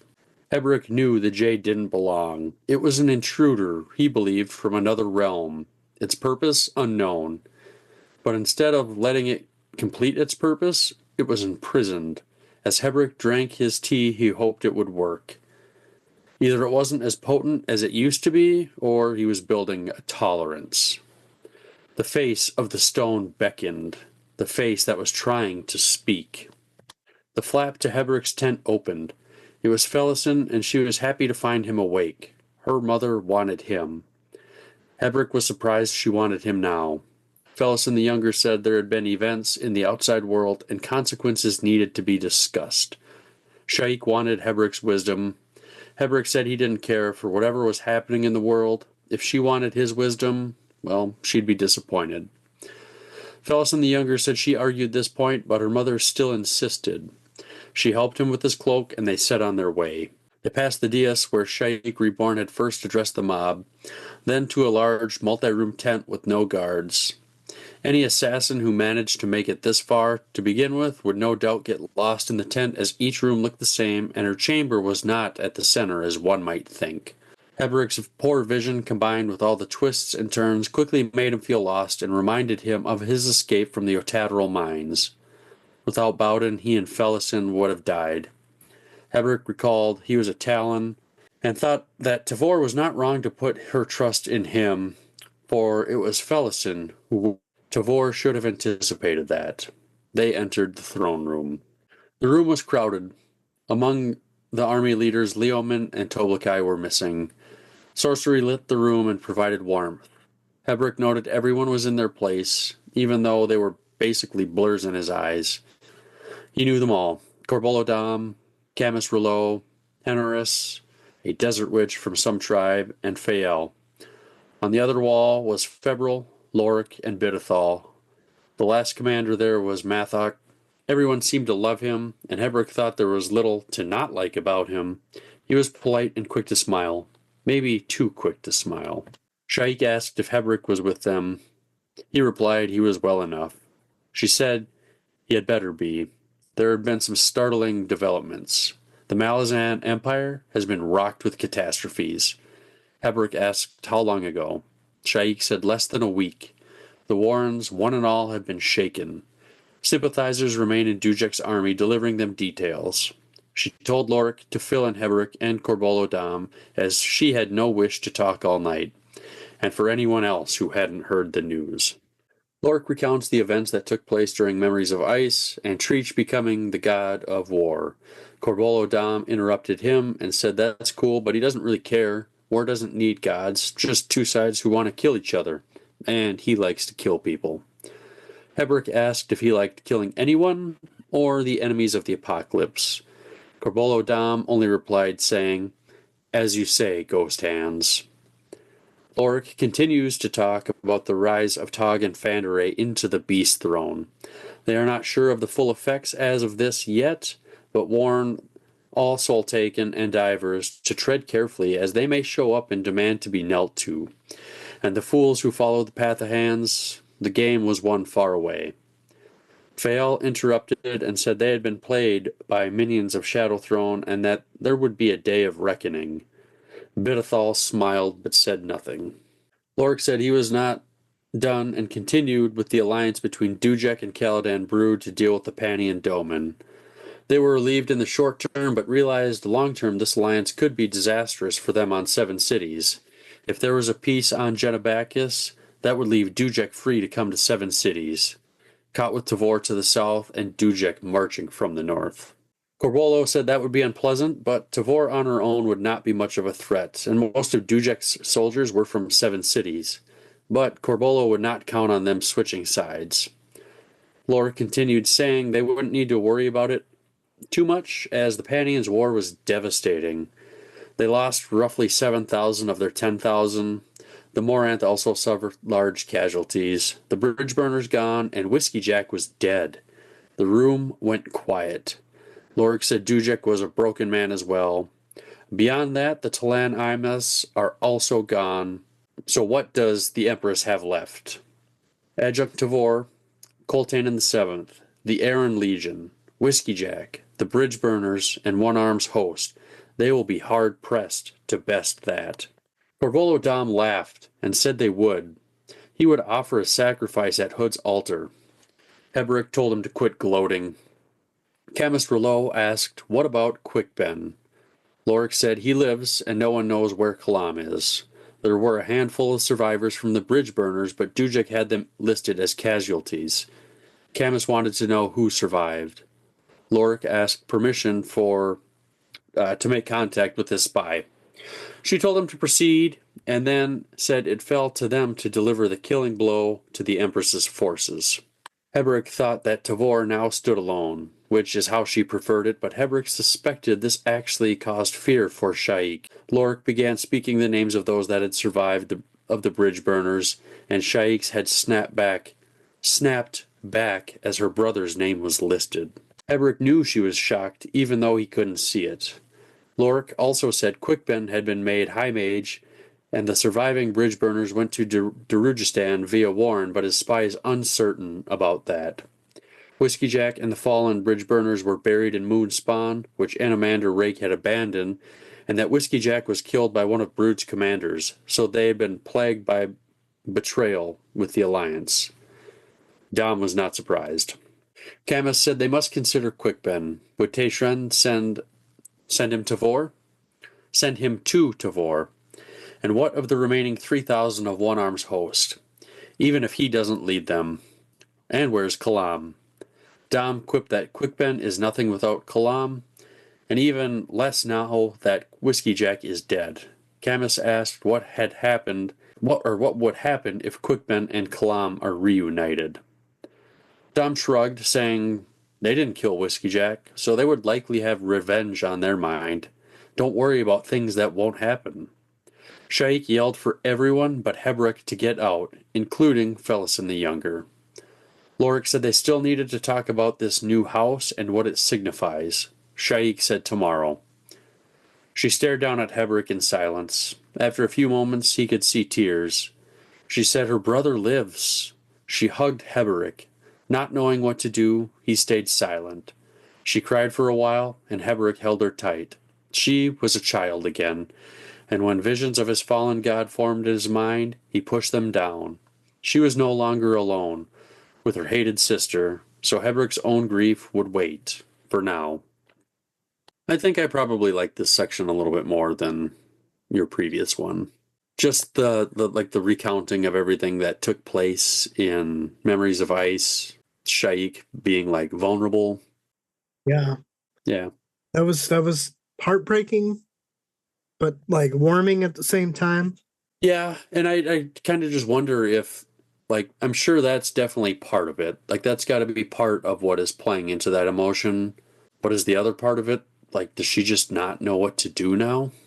Yeah, I mean, I guess I don't know. I mean, I can only assume that she's this way because this whole time she's thought her brother was dead.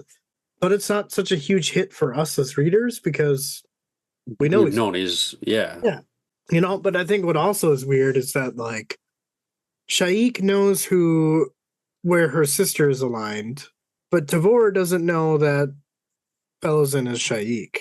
right, not yet. I don't, it's this weird. Like I said earlier in one of the episodes, it's a giant misunderstanding, and I hope that they can fucking reconcile. I hope that your theory does not come true. Although that would be fucking cool because you called it 4 books ago. You know what I mean? But yeah, Yeah, I don't know that it will. But I do feel like she's gonna have to like try to convince Gnos to her side. Whether it works or not, I don't know. yeah, you're right because I would imagine that both sisters think Paran is dead. However, Shaik now knows he's not. Right. Yeah, that's a good call. I didn't have a ton of comments that I typed down here in this. Man, this all this talk about the jade statue, like, what the fuck is this thing? Like, what is it? I don't know. But for whatever reason, it makes me think of Calm, the Fork Roll Sail, just of like how Karsa found it. Hmm. But I don't think that's what it is. Just because this jade like statue, like even if Karsa were to like stumble upon it, like I feel like it would have to be giant even by like his standards, like he's Yeah. already a giant, and this thing is enormous. I don't know, dude. Like, still not really any answers here other than it's like otherworldly. It's Otateral. I don't know. Did any of it make any sense to you? No, not at all. I mean, the only thing that we've been told that is alien is the crippled god. Yeah, But and I I don't thought of that too. but I don't get crippled god vibes from this. No. Maybe it is someone who was like chasing the crippled god. Maybe it's like the vessel he showed up in and like crash landed type of thing. I don't fucking, you know what I mean? Like I again, it's a pin. It's a pin. It's that, well, that's been a pin since we first Right. encountered it, I feel like. But yeah, I don't know. Yeah. I did think it was cool. Like, I like these two lines. The face of stone beckoned, the face that was trying to speak. So I thought that was cool. Like, But I mean, it makes sense why, this, as I kind of speculated in the first section, these mysterious will, right, of these hands, and Fenner fell, right, and who was right there to take Hebrick's hands, right? The jade somebody. statue was right there. Similar to what we got with the Kovian and Rathfenner in Memories of Ice, is remember there was this like strange presence that Kovian had to like fight off because he was gonna steal Rathfenner's hands, and like Kovian's like, no, those are for Fenner, you bitch, or Oh, whatever. yeah. You know what I mean? Yeah. So obviously Kovian wasn't there to battle off the jade statue for Hoboric, but that's why Hoboric has those ghost hands, which I remember being really confused about in Deadhouse Gates. I'm like, wait a minute, when did he get ghost hands? What is happening there? You know what I mean? Like, I just remember being like really like confused about that, but was just like, you know what? I'm just gonna trust the process and do what I gotta do. It's still a really weird like visual to try to think of him like climbing a ladder or just like doing like regular everyday shit, you know? Like Yeah, it just doesn't work. My brain can't process that. brain can't comprehend. No, like no, it can't. My other thought that I had jotted down here, but Lorik talking about how the Path of Hands, that game was one far away. I feel like if you have any grasp on that, I need you to like explain that. Oh, it's Tog and Fanderay. They now hold the Beast Throne. But how like I'm probably They just won the not Path of remembering. Hands. So that's what if one. So that's why Shadow Throne hid the Path of Hands, is because Uh, they would become the new Beast Throne. They would ascend to be the Beast Throne. gotcha. Okay. So Tog and Fanderay took that. I don't know why I said Shadow Throne. Maybe that is the reason why they're connected, because they did deliberately hide the Path of Hands, which, if I remember correctly from Dead House Gates, is that if you go through the Path of Hands, you win the Beast Throne, right? Which makes sense, right? Because it had been vacant for how many millennia, right? Because Tog and Fanderay weren't reunited. They were separated during the fall of the Crippled God. They got reunited at the end of Memories of Ice.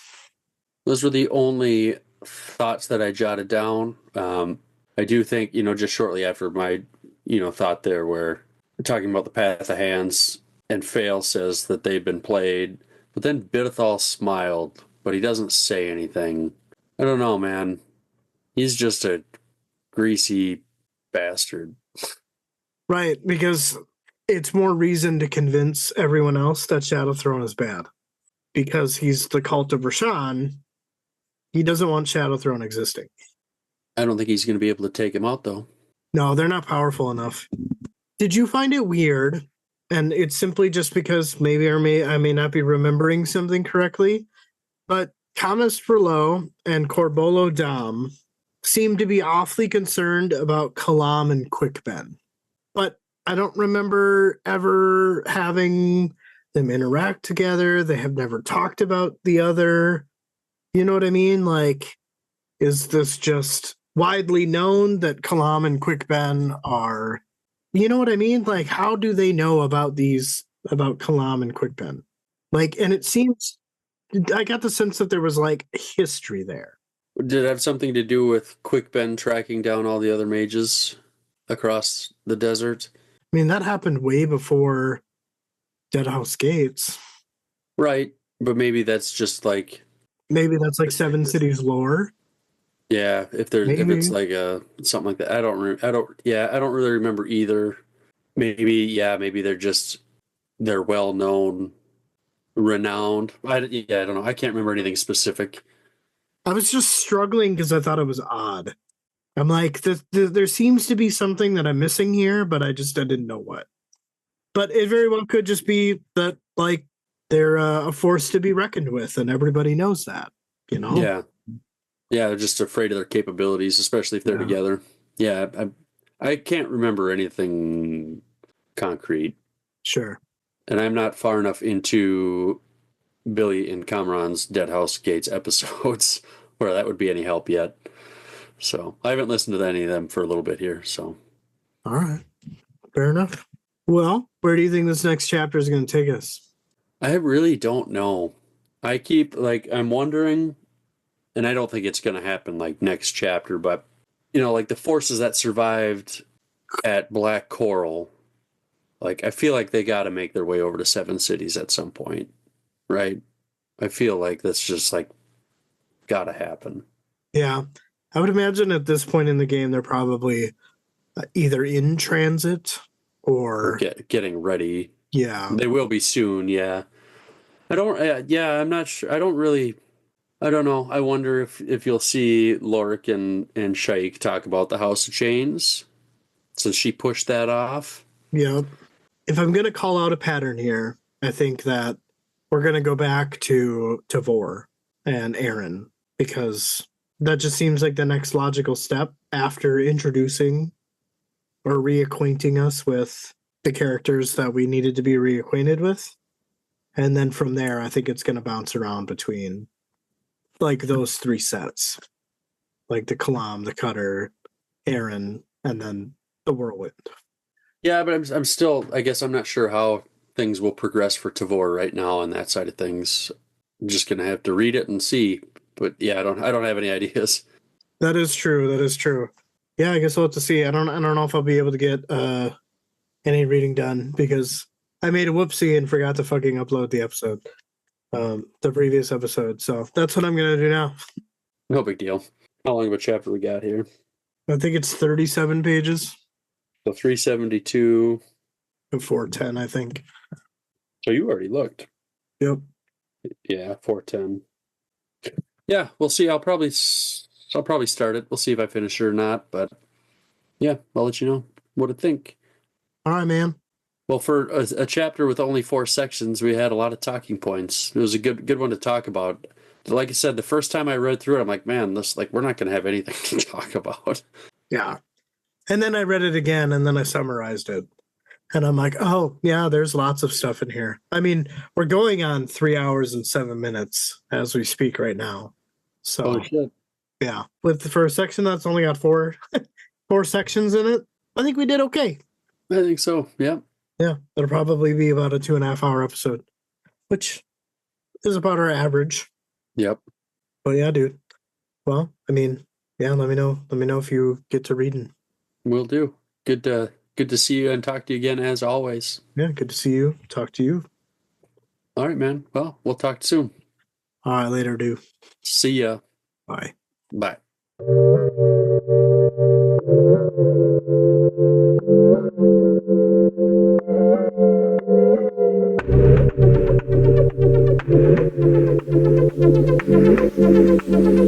DMJ's Epic Quest. DMJ's Epic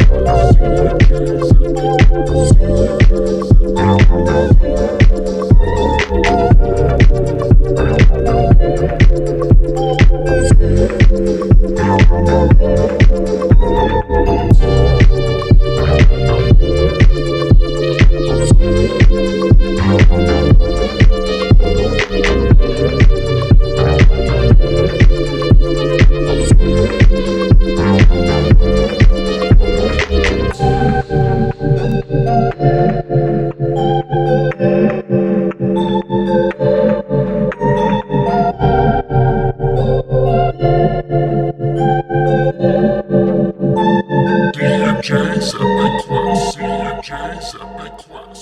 DMJ's CNJ's Epic Quest. CNJ's Epic Quest.